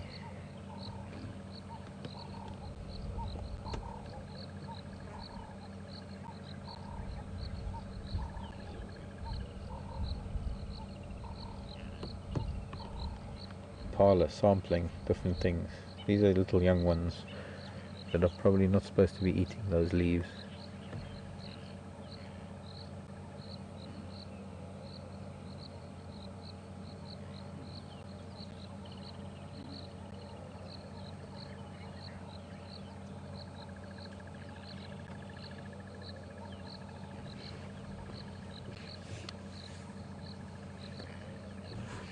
I'd like to actually just drive, in fact we're going to go the other way. I'm going to drive around camp and have a look at the really beautiful big dam here at Arathusa. I know there is a camera here, but I think we're going to just leave this beautifully peaceful scene. Everybody's actually left us. They've all moved away slightly. But I think there's a way around.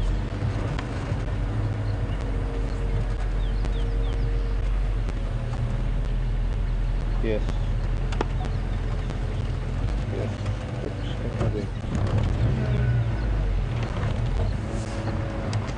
Instead of going the other way, because then we're going to have the sun in our eyes, and let's go this way around, and then we'll be able to see. I don't think I've ever been across the damn wall of Arathusa. Let's do that. And I don't know who's zooming on the Arathusa cam.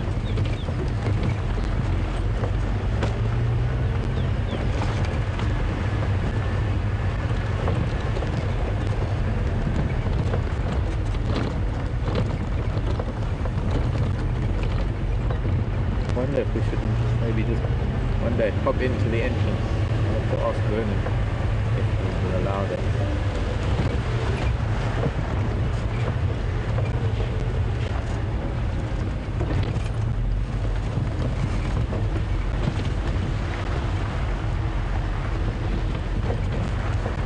I hope this takes me where I want to go and not into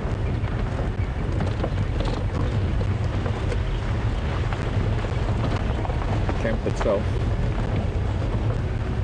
might just do that. Okay. Deal with it when we get to the end of the road. We might need to take the one, get around the dam. Yeah, I think so.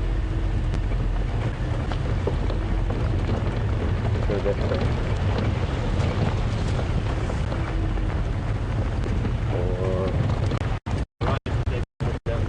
There?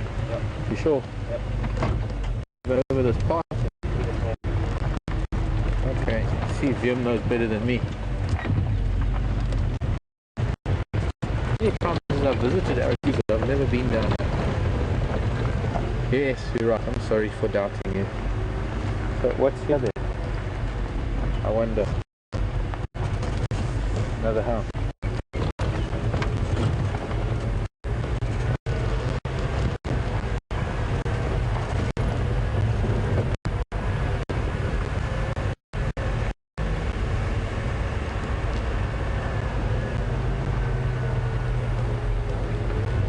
Oh, this is a very interesting question. Okay folks, here's, it'd be nice actually if we wanted to pan up the lodge as we're coming by, because it is really beautiful this time of the afternoon. And chairs set out for fireside right there next to the dam. And there's the camera actually, just near where all the chairs are set up.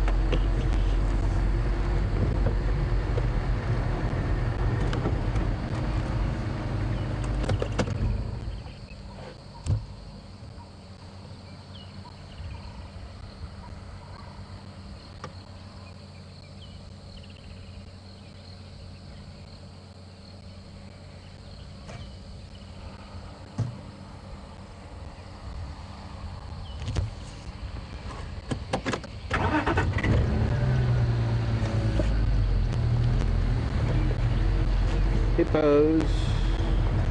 Wonder what's happening to the baby hippo.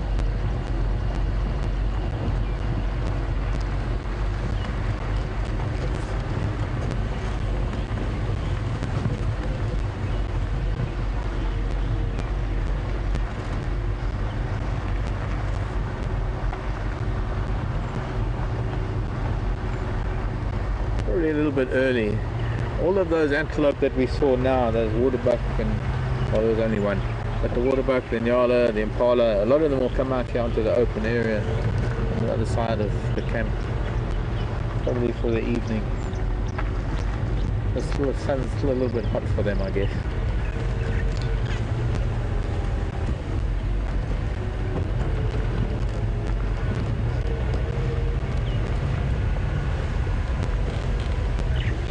I think it was Susan that was asking if antelope from different species ever get into a fight with each other. Bulls, the bulls of antelope from different species. Generally not though. One thing about nature, and it's one of the things that is a very important feature of, or something very important to the way we as humans live, and that is that it's no species, one or generally speaking, always exceptions to the rule, but they approach an animal of another species because there's actually nothing that they need to communicate about. They recognize body language, they definitely recognize each other's brown impala and giraffe, like a lot of these herbivores do when we find them in because as far as looking out for danger is concerned. They're also not directly in competition for food because generally they might be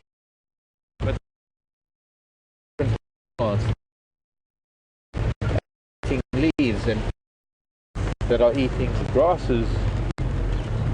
Some of them might eat different parts of the grass. You get the tall part and the medium part, and of course when it comes to the browsers who are eating leaves, depending on how tall you are, competition, because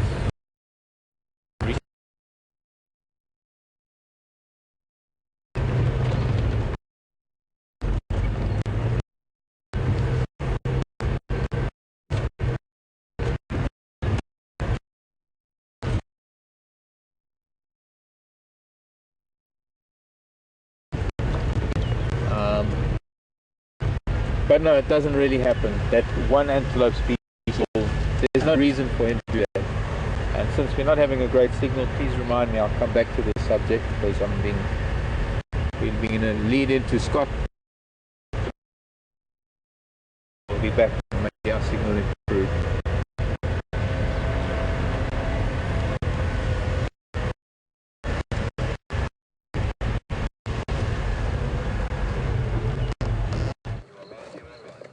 Welcome back, folks. Myself and Brian have found another bird's nest and we're very excited about that. So we're just sitting here waiting for the male to come back. We saw him fly in. That's the reason we were able to find this nest, is we saw him flying and we could see a little bug in his mouth. So we actually watched him. He flew about 150 meters and we had to reverse to keep an eye on him. And then we saw him fly up and land up over here in this marula tree and deposit the kill that he had made to the female. Now if we look very closely as Brian zooms in, you will notice there's a vertical slit in the middle of the screen, and in that vertical slit is their nest. So the female would have used excrement to build up the walls of that small coin slot that you can see. So she is enclosed within the cavity with the chicks, and the male will deposit food to her through that small coin slot that you can see. And we did even see her doing a little bit of housekeeping and tidying up of that coin slot. We could see her beak sticking out. There it is. If we keep watching closely, right on that middle coin slot, I just saw her stick out a little bit of her beak. You have to be quick. There you can see a little bit. There we go. I'm hoping you can see that, folks, but that is the female sticking her beak out. And if we wait here a few more minutes, I'm pretty sure the male will come back to deposit another kill to her. So we just need to be a little bit patient. At another hornbill nest where we were watching the other day, that was a red-billed hornbill's nest where we were watching twin dams. He managed to make a kill every 5 or 10 minutes and bring it back to her. And he was also very relaxed with the vehicle. What will depend on this one now is how successful he is at hunting, firstly. And secondly, whether he's okay to come and give away their nest site while we are parked relatively close. We're probably about 10 meters away from the nest now.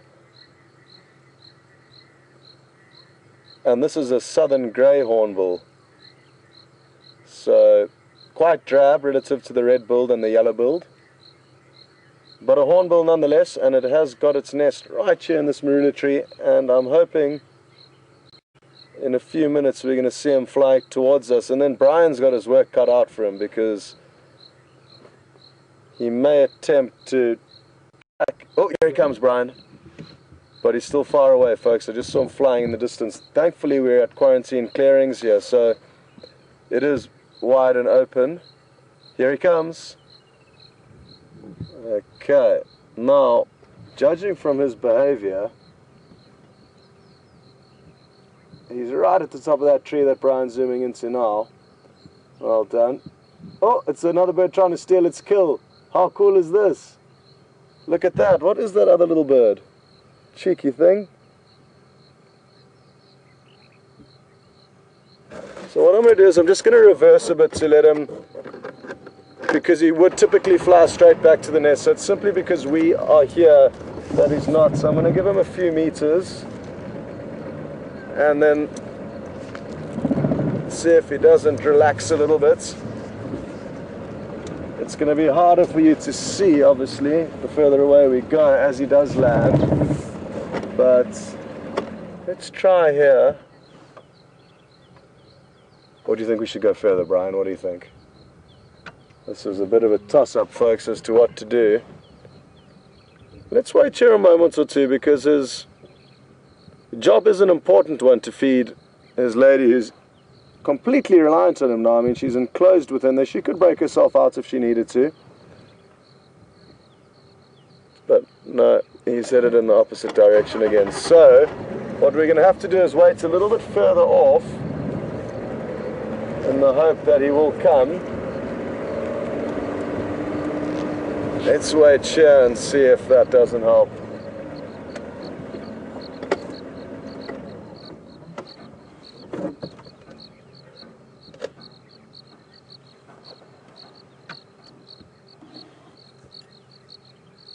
Is he somewhere in there? No, I'm just looking at what's that random. Okay.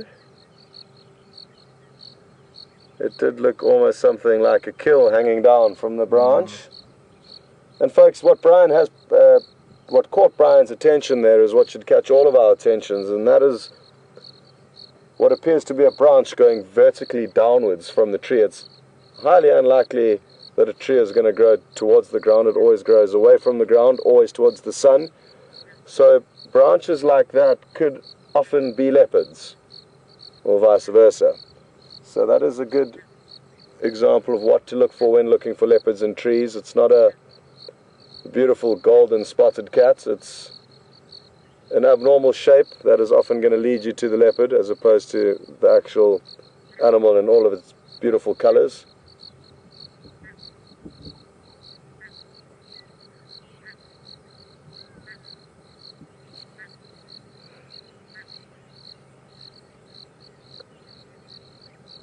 Now I can also see some other interesting birds. They're all sitting in the dead tree on the horizon. And we're very far away from them now, but Brian will just give you a taster. But all of those little birds sitting in that tree are European bee-eaters, which are very, very pretty birds, impossible to tell from here. But after the hornbill comes and does a feeding show for us, we will then head across there. Here comes the hornbill, Brian. From where? Here he comes, just in his usual path. There we go, got him. Awesome. Look at that, folks, he's got a big kill. What has he got? Oh, well done, Brian, you got it. Off he goes. Cool. Well, folks, that was better than we could have ever hoped for it to be. Well done, Brian. Well, folks, I don't know about you, but I think that was quite a cool spectacle to behold. I'm not sure what the kill was, but it was a big one.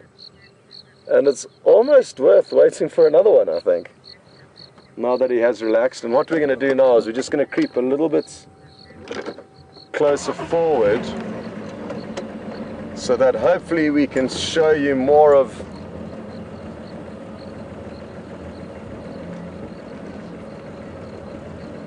the hornbill's him actually depositing the kill to her. We'll have to be in almost super slow-mo to pick it up.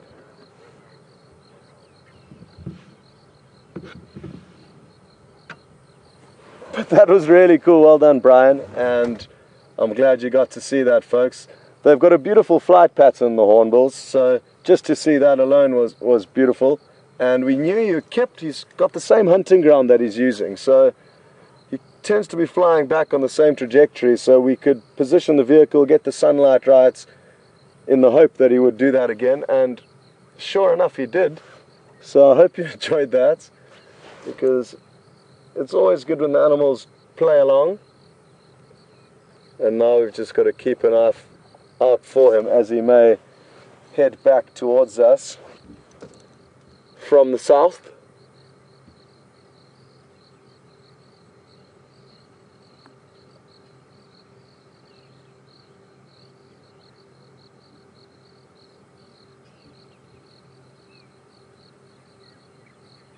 I can hear a squirrel alarm calling. Again.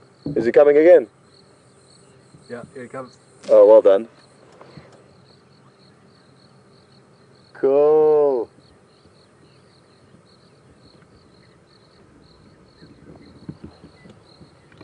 Oh, that's too good.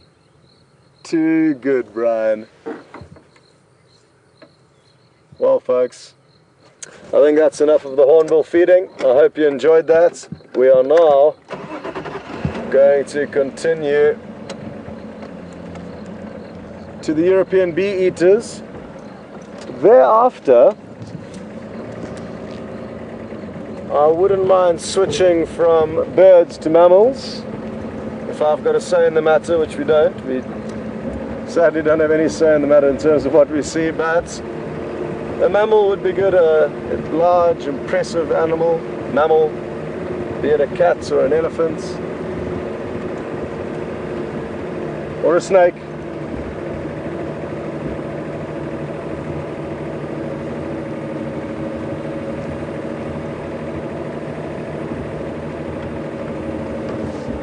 Jeez, he's doing so well. I just saw him fly off again back towards the nest. So he's doing, oh no, all the European bee-eaters just took off, but hopefully they'll circle above us. They do spend a lot of time up in the sky. There are one or two left here, so I'll try and see if hopefully they do appear to be coming back. The sun is not ideal here for you to see their colorations. That is a starling up there. Now if you find any of the other birds that are in that tree, Brian, those, there we go. Now that is a European bee-eater, folks, and you can see a little bit of that beautiful yellow color below its chin, below its beak rather.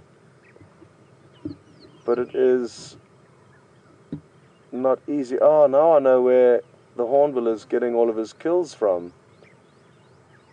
There's some flying ants, reproductive termites, that he's scooping as they leave their termite mound. So let's get in a position to show you that. Sorry, Brian. And that way we may also be in a slightly better position with the sun to show you the bee eaters. So that explains why he's making kills so rapidly. He's scooping these reproductive termites as they leave the nest. As are some other birds.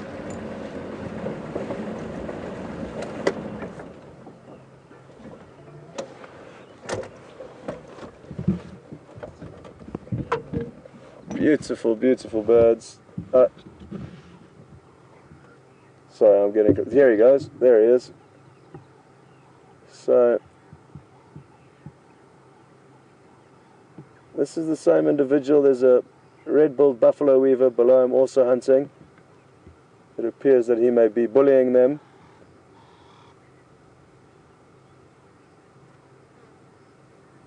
It's interesting because usually the reproductive termites leave in masses, but at the moment there's obviously just a small amount of them leaving this nest. They usually leave in hundreds and thousands.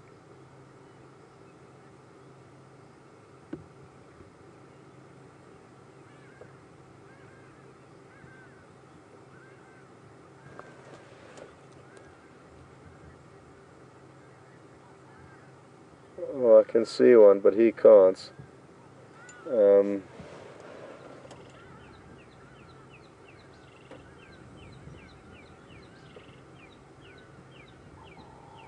They are very, very nutritious, these flying ants, as they referred to, also known as flying ants. Oh, there he's got one. It looks like he ate that one for himself, so he's obviously doing a combination of feeding himself and feeding the family. No doubt he'll pop down shortly and grab another one. There we go. Oh, that was quick. Oh.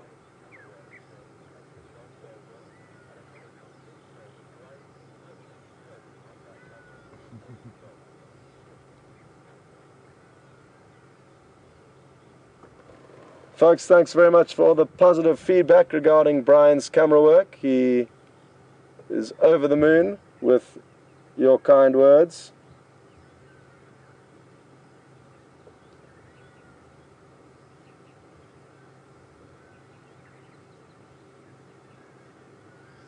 Brian, if you don't mind just going on to this European bee eater, there's just one left in this tree while we can still show them. And the sunlight is quite pretty on him when we do get the angles right. And when he does put his head out from behind that branch. But this is the best shot we're going to be able to show you for now, folks, of this European bee eater. They're exceptionally pretty birds. And hopefully if it just swivels around once or twice on onto a different branch, we will get a better view. And it is worth waiting for because they are very, very pretty. They've got turquoise bluey colour under their wings.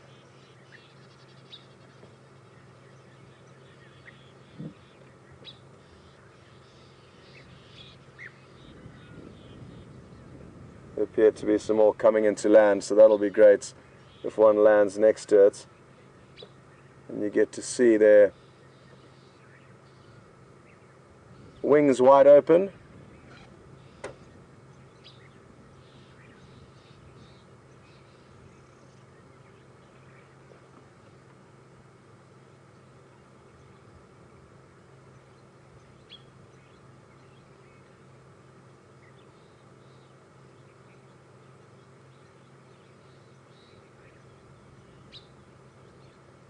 Incredible to think that these birds have come all the way from Mediterranean Europe.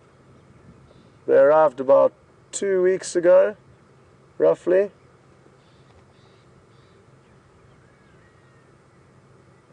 And very glad to have them in South Africa for our summer. So welcome to the European bee eater.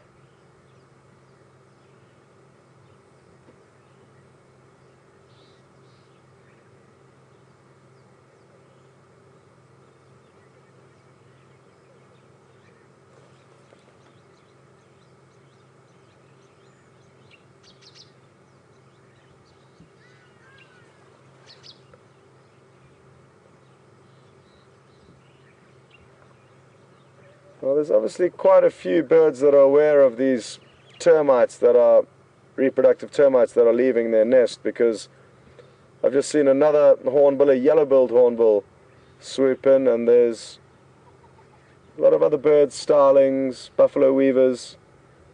So the word is spreading that there's a buffet on the go here. Let's see if this hornbill won't catch one for us. It really is awesome watching them use their beaks. They're incredibly talented at being able to toss the prey into the air and gobble it whole. But he's going to need to find one first, and he's going to need to find one before all of the other birds that are around here waiting. Oh, there he's got one. Wonderful.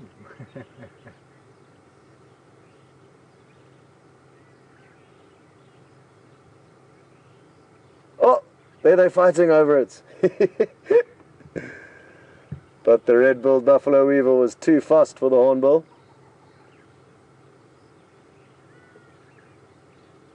Oh, there's another one. Oops. There seems to be a lot more coming up now. You can see the juvenile red-billed buffalo weaver in the background's also got one. Oh, yeah. The intensity of the termites evacuating their nest is increasing. And this is increasing the frenzy that the birds are having here. Interestingly enough, we managed to capture a hyena eating these reproductive termites, leaving their nests also in quarantine clearings.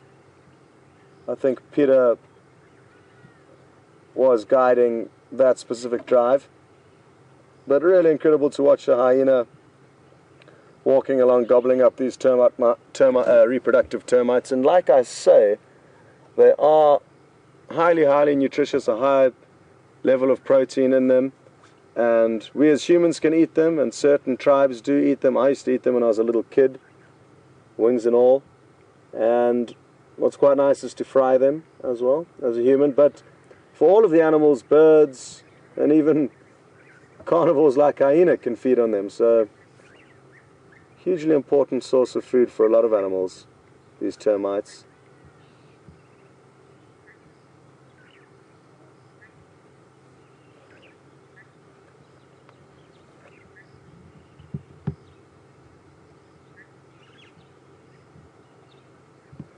Okay.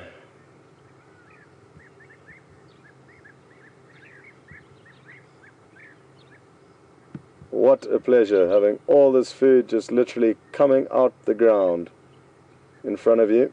It doesn't happen often, so it's important that they do make the most of this, and that's why you can see this hornbill chasing off all the other birds. being a bit of a bully. But that is how it works out here. Size does count. And the bigger animals typically do bully the smaller ones.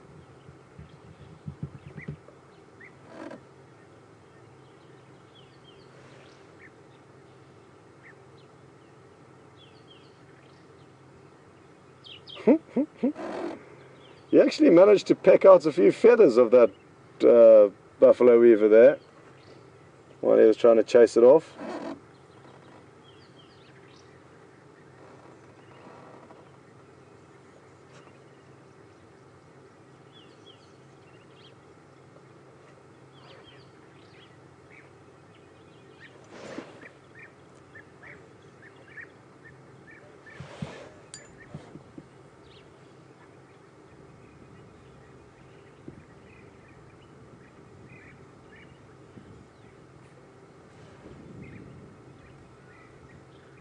Such beautiful sunlight being cast onto him now.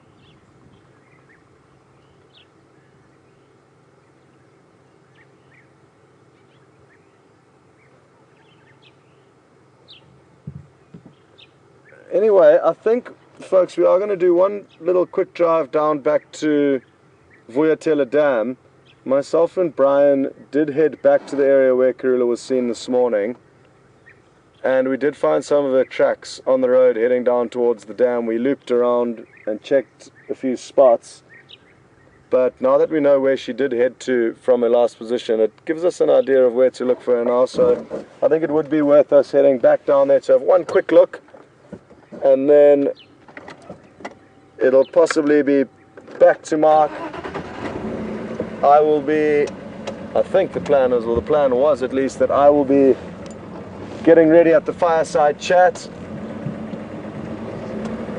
and Mark will finish the last half an hour of the drive leading up to the chat. So we've got a few more minutes before we need to switch back to him. Obviously, if we find Karula, we may have to switch the plan. We may need to switch the plan.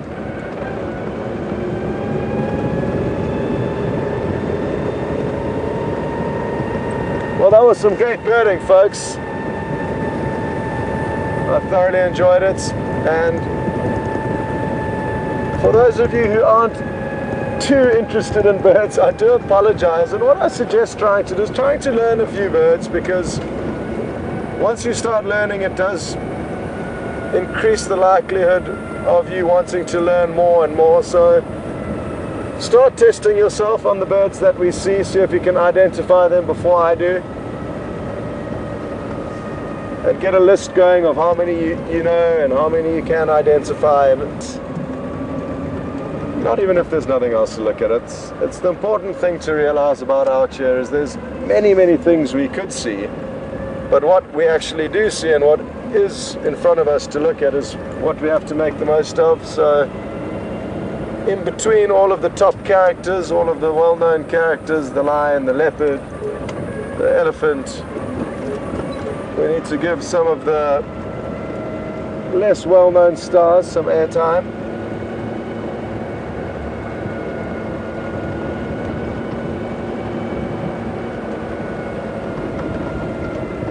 So as I did just mention, folks, her tracks were heading down towards the dam along a road, and that gives us a good idea of the area she may be in. It's very thick. There's a riverbed that runs into the dam in that area, so there's a lot of thick vegetation, a lot of places to hide. But at least we know vaguely where she was, and from where she was, we know where she's moved to. So that general direction that she was moving in was west, when I did see her tracks along the road. And that is exactly where we will keep tabs on things.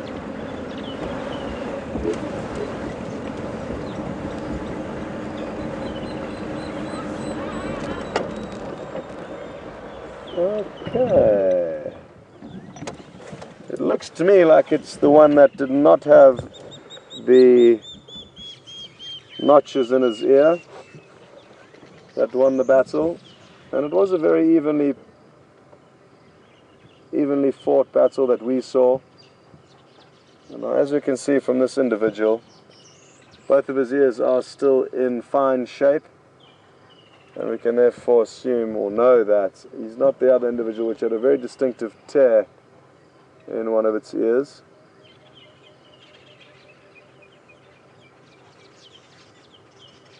And while you look at the hippo, I am just going to use my binoculars to scan around this waterhole. On the other side of the dam, relative to where we are now, is where Karula's tracks were heading. And what I'd like to do is just drive through that area once more. Even though we will be driving exactly the same roads that we did drive initially, she could have been lying just meters off the road, and we could have driven past her on the first attempt, and hopefully now when we go past, she will be on the road.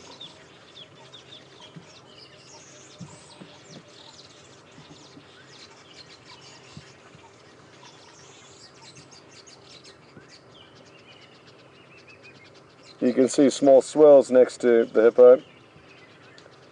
Those are catfish.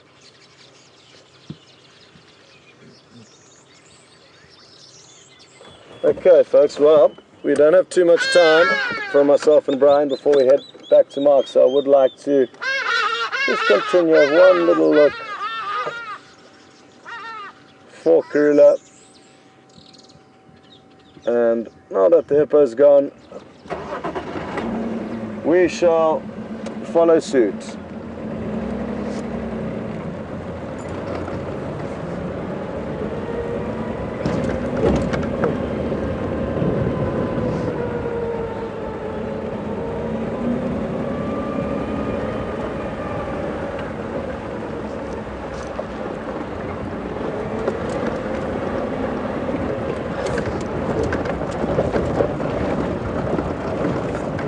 Wrong gear. Are we going to make it? Yeah. Well done, Jigger. It's good to be back in your saddle, on your saddle. Jigger was out for a few weeks, folks, so not ideal for our plans to show you as much as possible, but at least it's back up and running now. And we are thoroughly happy to have it back. So, just to give you an idea of what happened with this leopard this morning, is basically on the right hand side of this road, so behind us, and about 500 meters that way, she was seen last this morning, and now her tracks are heading along this road here, and she's hopefully going to be somewhere in here. We followed the tracks down to where this road crosses a riverbed, and that riverbed, didn't show us any sign that she had passed through, so we're not sure whether she veered off the road to the right or off the road to the left, but she would have veered off the road before going through a small riverbed ahead of us.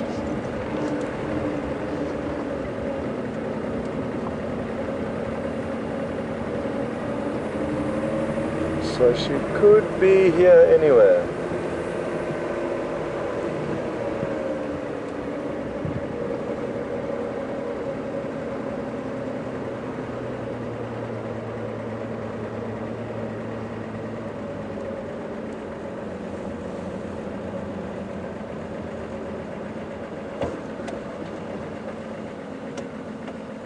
Okay, great. We've just got a message come through from James Bear. Good afternoon, James, and welcome on board. And James and some of his colleagues, I'm not sure exactly, Alex might be able to correct me on this, but James and some of his friends have logged 107 different species of birds on our drive, so it just goes to show that there are some people out there that enjoy them, and such a good way to create interest in a subject is by always putting a list down, and that creates that competitive edge to want to gain more and more sightings of different birds. So James, thank you for that message, and I'm hoping we can get you 108 to 109 in the next few days.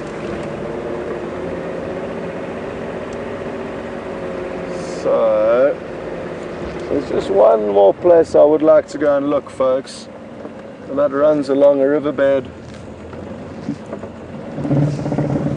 down to our right. And if we have no luck there, then I think Alex's plan in the control is to switch over back to Mark, and then that gives myself and Brian half an hour to get everything ready for the campfire chat, which I'm looking forward to with you tonight, folks. If any of you have just joined, just to let you know, we will be doing a campfire chat this evening, directly after the drive. So in exactly 40 minutes time, myself and Mark will be sitting around a fire, answering your questions, chatting about whatever comes to mind. Come on, Karula.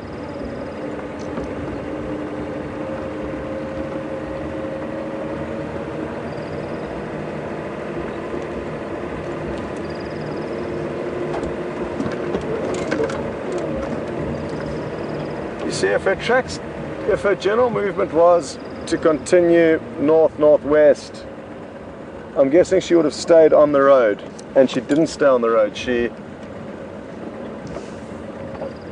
veered off the road. We're not sure which direction yet because we haven't seen any of her tracks off the road, but my feeling is that she headed down this side of the road. Brian's feeling is that she headed onto the other side of the road. So, and rightfully so, she could have headed anyway. So we're just going to have a quick look down here, see if she hasn't popped out. We did look here earlier and there was no sign of her. I was hoping that if she did move down here, we would have found some of her tracks, but we didn't. That's not to mean she wasn't in an area nearby and she just simply didn't walk through this riverbed that we're about to drive through. I feel it's worth one last look.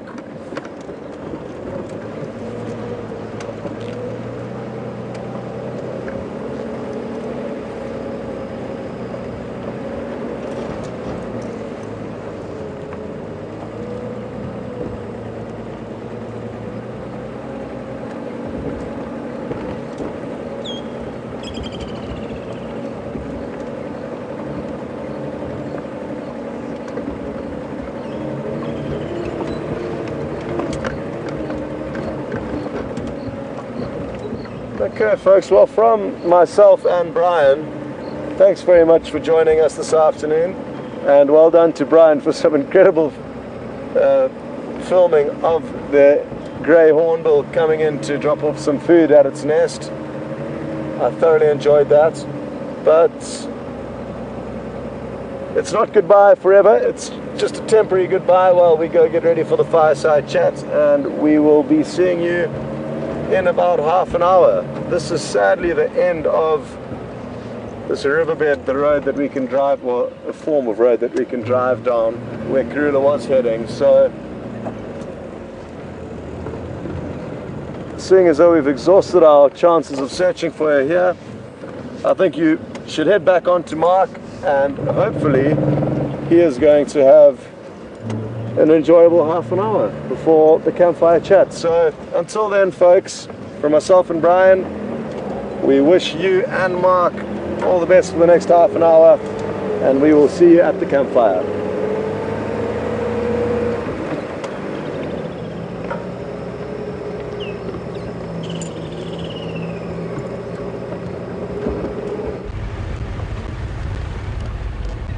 Hi everyone.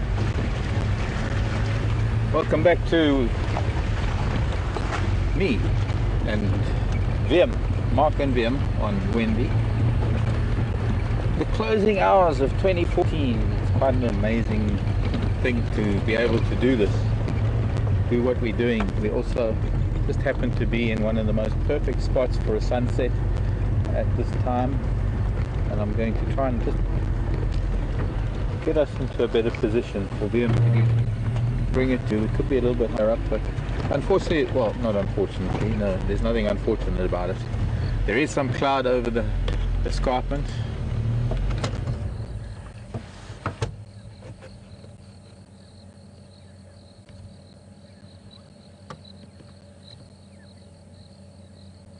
But that doesn't detract from the fact that it is a beautiful glow, saying goodbye to the last day of the year.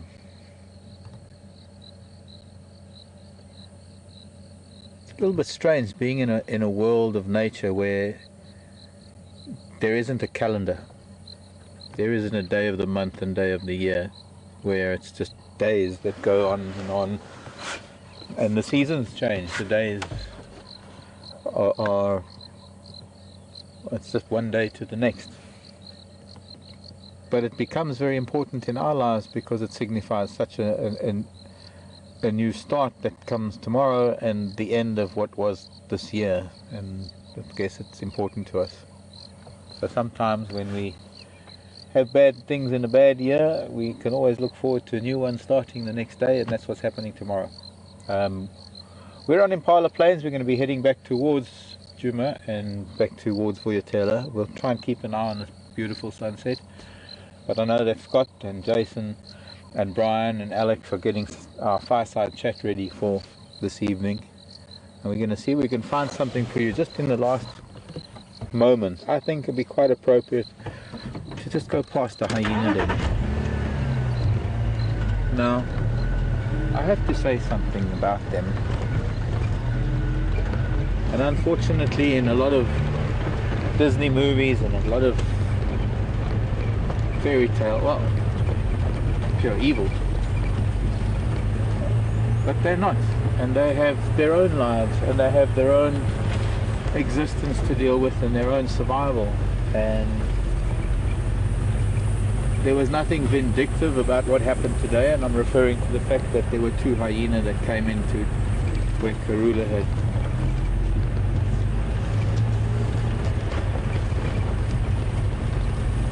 where she put her cub.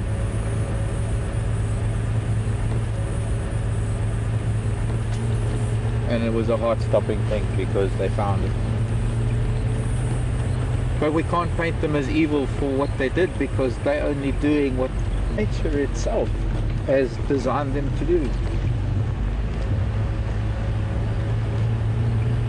Their survival depends on so many other things, and part of that is the conflict with other predators, because you're feeding on the same food source. One might think that it's in the hyena's best interest to have leopard around, because then they can scavenge, but that's not really the case, because they're actually more hunters than scavengers. Anyways, I digress. I thought we'd maybe just take a quick turn at the hyena den if we have the time. If I don't dawdle, which I've been doing. I'd like to sort of finalize whether they're still there. I'd like to see, because now after the rain, if the hyena have been using this den, their footprints are going to be all over the place. Unfortunately, I didn't really get a good look at the two individuals that came in today and interrupted our joy. But who were we to be happy about what we saw anyway? We should be just as happy a gecko comes out of an egg, because it's a miracle of life.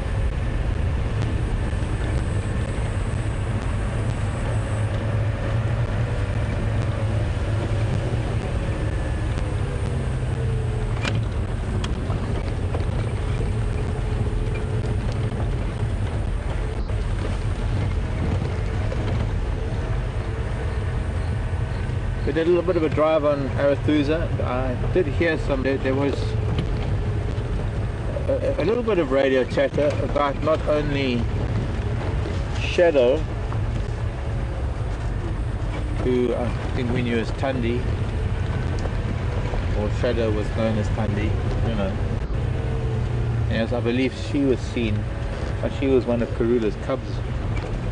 If it's the same leopard I'm thinking of, one of her first cubs.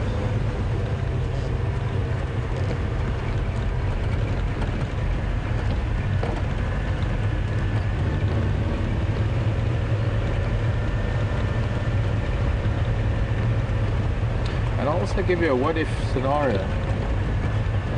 What if she actually purposely led us there because she thought our presence would avoid the chances of being disturbed by somebody else? I've seen animals do stuff like that.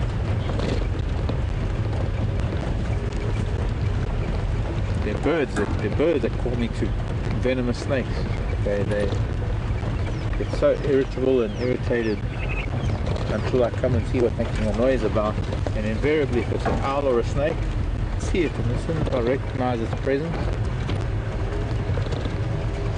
they fly away. That's okay, your responsibility now.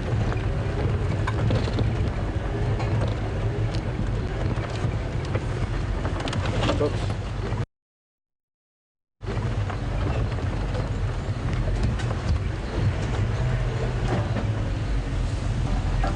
We can only surmise.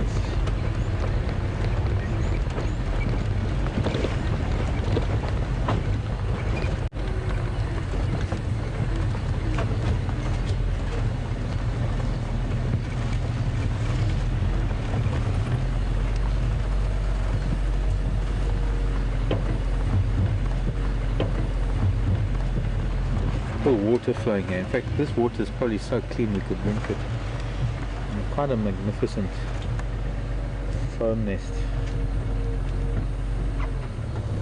Djuma and I were talking, we need to try and capture one of these foam nests actually dripping tadpoles into the water below. That'll happen in a day or two. Scott and Brian must also take note of that. I'll tell them, because we need to somehow catch that. We always talk about it and we always see the foam nest, but we don't really go so far as to be able to watch them actually dripping into the water, which I do at home. I've done that many times throughout my life. I think we can successfully say that the hyena have abandoned this den, and it's possibly because of the rain, or merely due to the fact that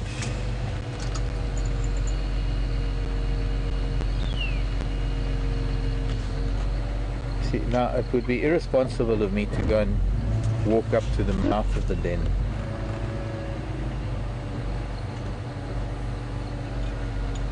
But it would also be irresponsible of me not to. Because only by finding tracks there will I know whether they are still in and out. So I'm just guessing from here. It doesn't look like there's been activity at this den for a while.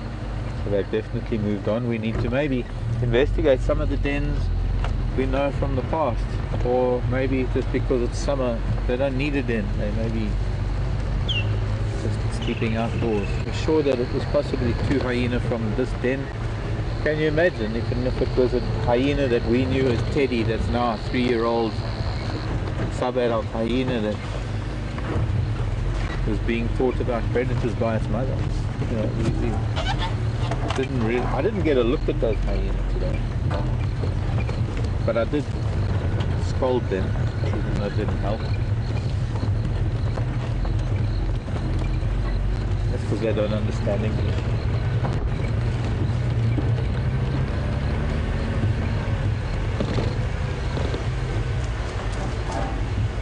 But you know, we've got to love them as much as we love the leopard, because they're the right. Pole keeps getting.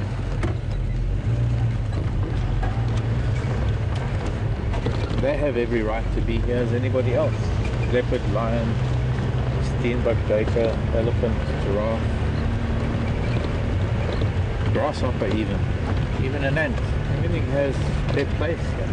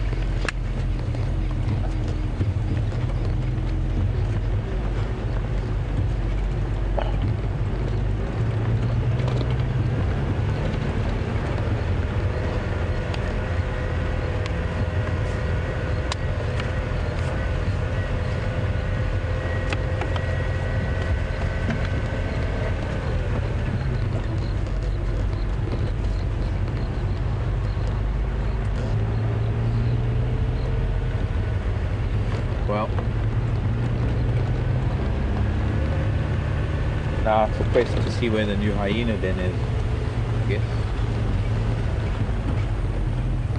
Hope you all got some nice plans for the new year, and I'm sure there might be some that don't, because we certainly don't.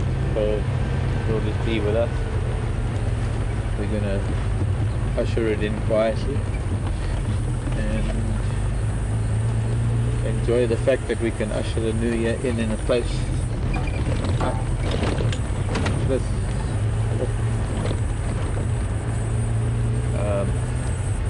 Although we'll be in Manaleti, that's very similar. Funny enough, a little bit more elephant activity happening in Manaleti. I don't know what it is, but they haven't been too active down here. And boy, we need an elephant, don't we?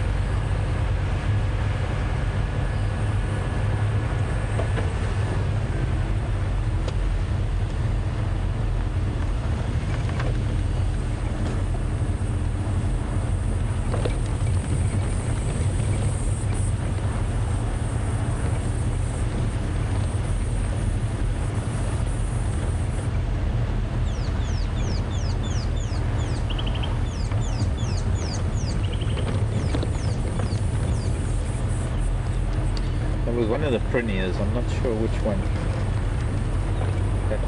A little alarm call. It was probably an alarm call more because we were approaching the way we were. Sometimes nice just to glide quietly and listen to what nature's saying. That's the drongo up there. This time of the evening, the fork-tailed drongo sits on top of trees, sits as high as it can, and it endeavours to be the last voice heard of the diurnal birds, with a repertoire of note.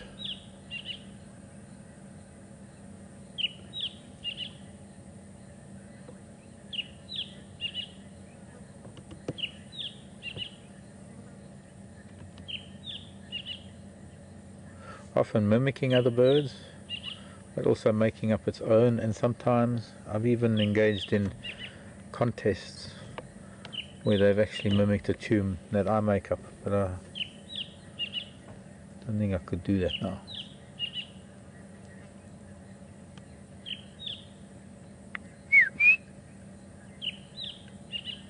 No.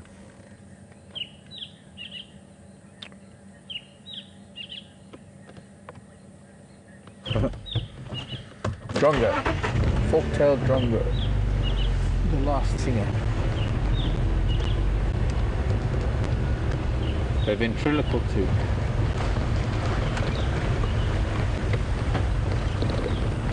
The snail. That's we can't get on camera too close.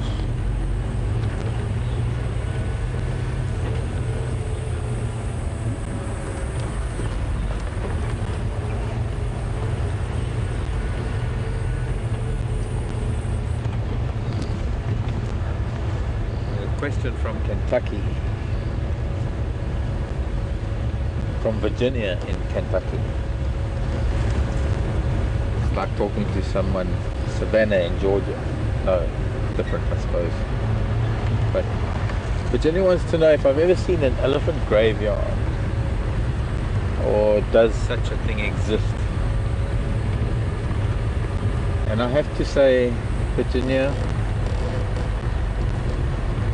there's a sort of a semi-truth to that in that in some areas of Africa where there are marshlands and lush areas of grasses and reeds that don't really change in their nutritional value during the year.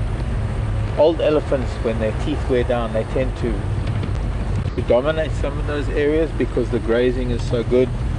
But those are their really last years because their teeth are so worn down. Pretty much all they can eat are the grasses, and they can't really get enough of the rough vegetation, the bark and the roots and the branches, all of that roughage that they need to replenish their system, or rather to keep themselves regular. And so I think there is a tendency for elephants of very old age to not migrate, but to end up in places like that. Whether they die there or not is a different story, but it might have that myth, or help that myth, that maybe they do, and maybe there is a higher concentration of old elephant bulls that die in such places where they exist. I know certainly in the Tarangire National Park in Tanzania there were those exact type of conditions where it could happen. But I think we also got to think of another angle to this whole thing, in that we've pretty much explored Africa. Even in some of the remotest regions of Africa, we've pretty much explored there too.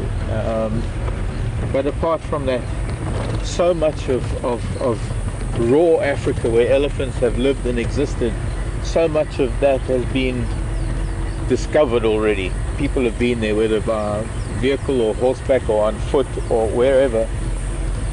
There's no real evidence that such a thing exists, because one doesn't find these vast areas of bones. But there's another side to that will probably destroy the myth entirely, and that is the closeness that elephants have in their societies, the strength of the bonds that they have as individuals. When one of them dies, they revisit that place because it becomes part of their seasonal movement. It becomes a place where they will come back to in their movement. That's why I have the same elephants that visit my house year in and year out, because it just happens to be on that particular path of their seasonal movement. And when they come back to places where their loved ones have died, they invariably pick up bones and distribute those bones over vast areas, so their bones get scattered. There's also the hyena that chew on them, and then after years and years and years, where an elephant died, you might never ever find a single bone within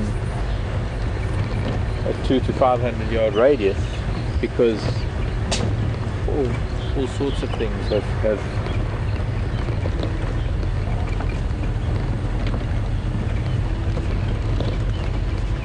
moved those bones. Sorry, I got distracted. Look at this beautiful light.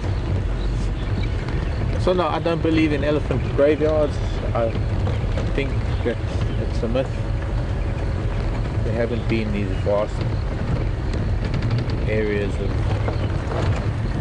bleached elephant bones, unless of course you're looking at places where they've been poached so heavily that the other elephants haven't had time to move the bones, because it's been an unnatural death rate because of poaching and human greed. Which is so sad with elephant and rhino particularly, but everything, the way humans treat animals is appalling.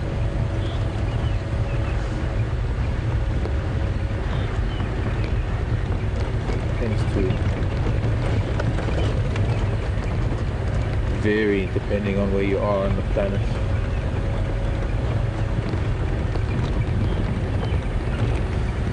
How do we get to that?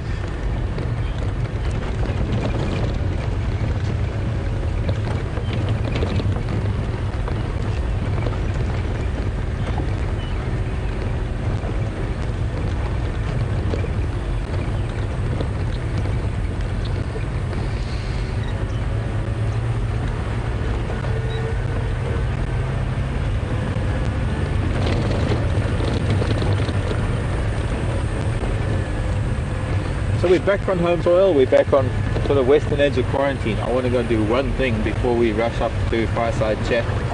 And yeah, I suppose I'm sort of ambling closer to home so that we can be, so I don't keep people waiting at the fireside, so we need to be close. And there's just one thing to do while it's a little bit.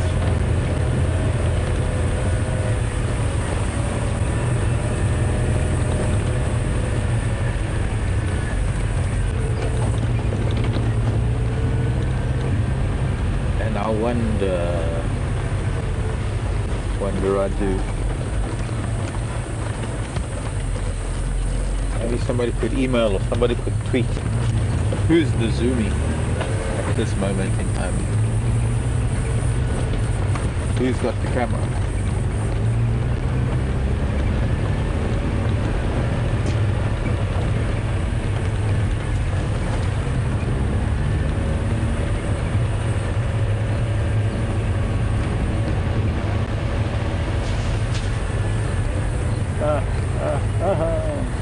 Body dogs are flying.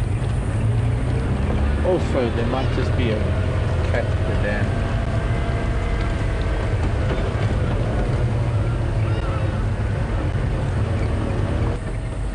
Sorry.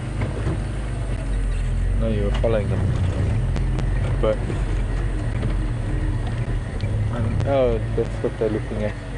Look, there's a Jason walking across quarantine. Maybe I shouldn't put him on camera behind the Impala, but this is all getting fireside chat ready and bringing the last piece of equipment up. Anyways, we're not ready to go to fireside chat anyway. There's still a little bit of daylight to the dam. One thing I have to do, because it is the 31st of December 2014.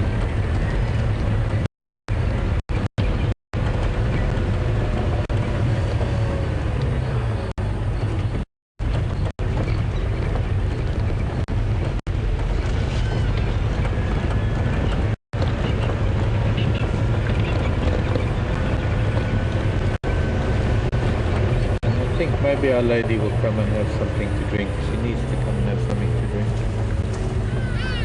She needs to catch an Impala or something, but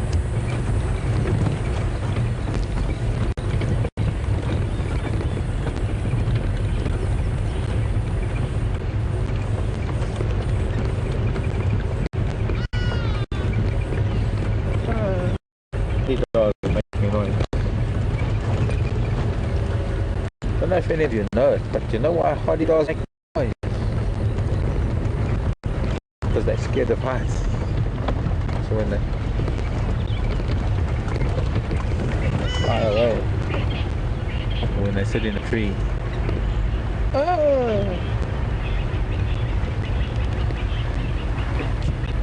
Jason knows that joke, but that's Diane's joke.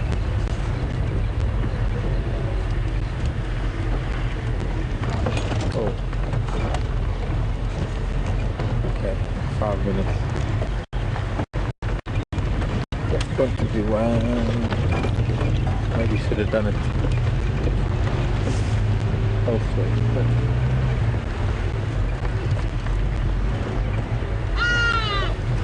Yeah. Hello hardy dogs, I'm not going to disturb you. We're just going to stop there.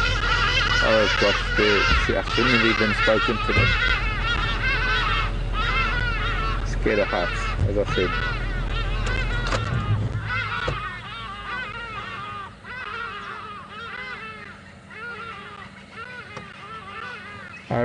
I really didn't mean to scare them away. Oh, we've also got the geese. 2, 4, 6, and then 7 of them flying over the lodge. Gonna set. I'm sorry to disturb them. I really am.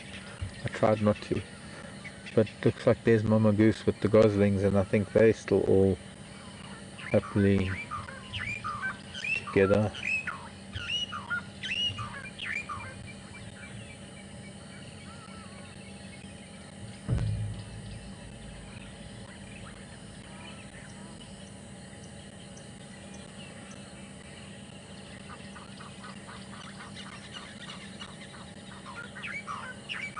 I see 7.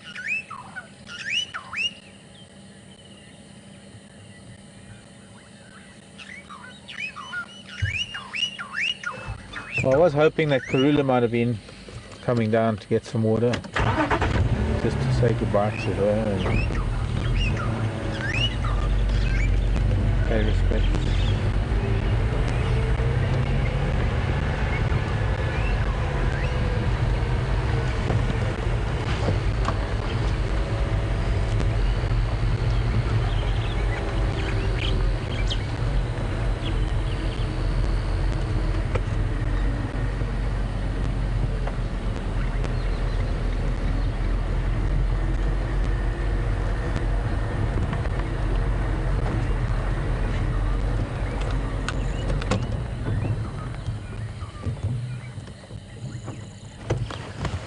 I think we'll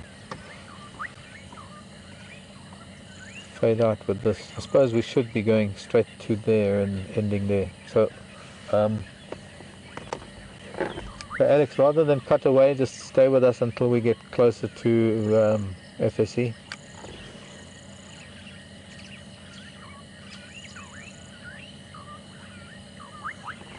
That's okay, we'll be making our way slowly there after this.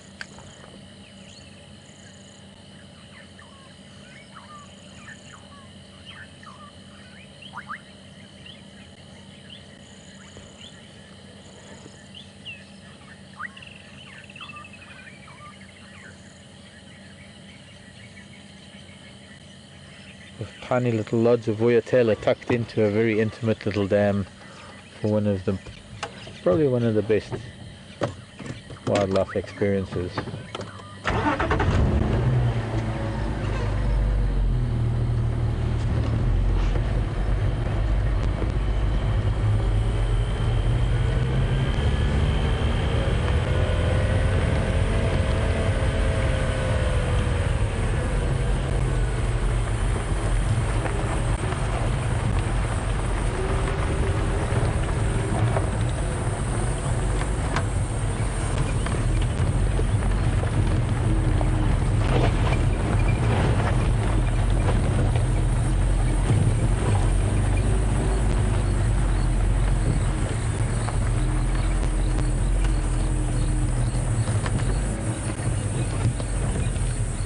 I haven't even been on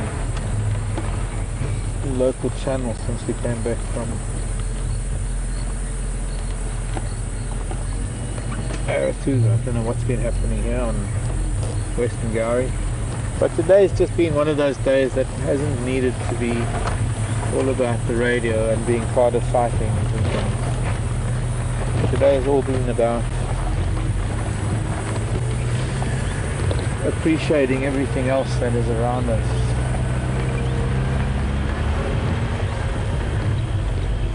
Peaceful drives through the countryside. It doesn't always have to be tooth and claw. It doesn't always have to be things chasing or fighting or running or drinking or eating. Or it doesn't always have to be about looking at the animals as much as it is about being in their place, in their space, seeing the tracks, knowing that they are around here and hoping to have a glimpse of them. That's, I think, one of the important factors. And then the times that we do get a glimpse of them, how lucky we are that they're letting us do that, I suppose. Hello, starlings. I think you can maybe get that whole sort of gibbous moon, waxing gibbous moon. The starlings are right up there in that tree that are calling right now. You can see there, the sort of bottom right.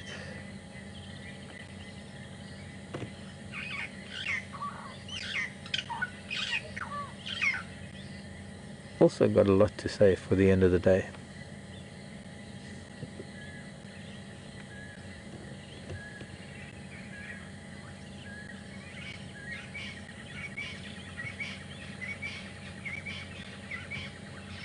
And that's for all the lunatics out there. I think there are a lot of fellow moon gazers Moon people, lunatics.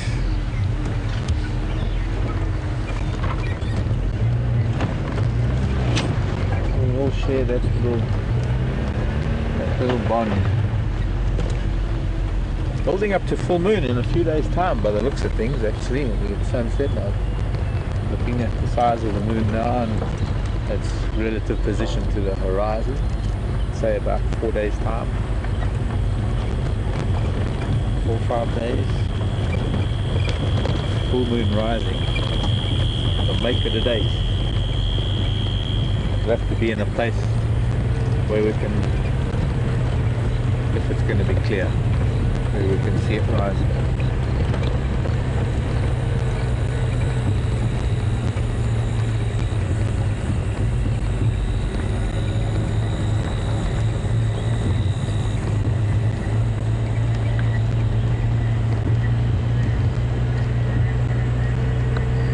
So where we are now is we're actually heading back up to the open area of quarantine, and it's got word in my ear that things are going pretty well up there for us to join them.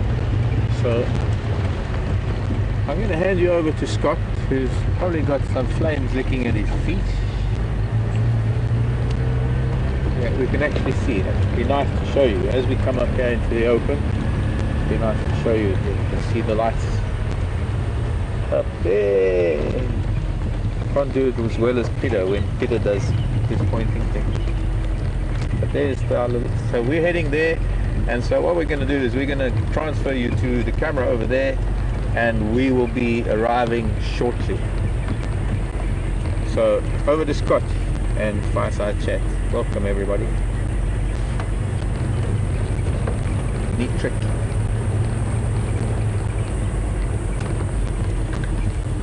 Welcome to the campfire.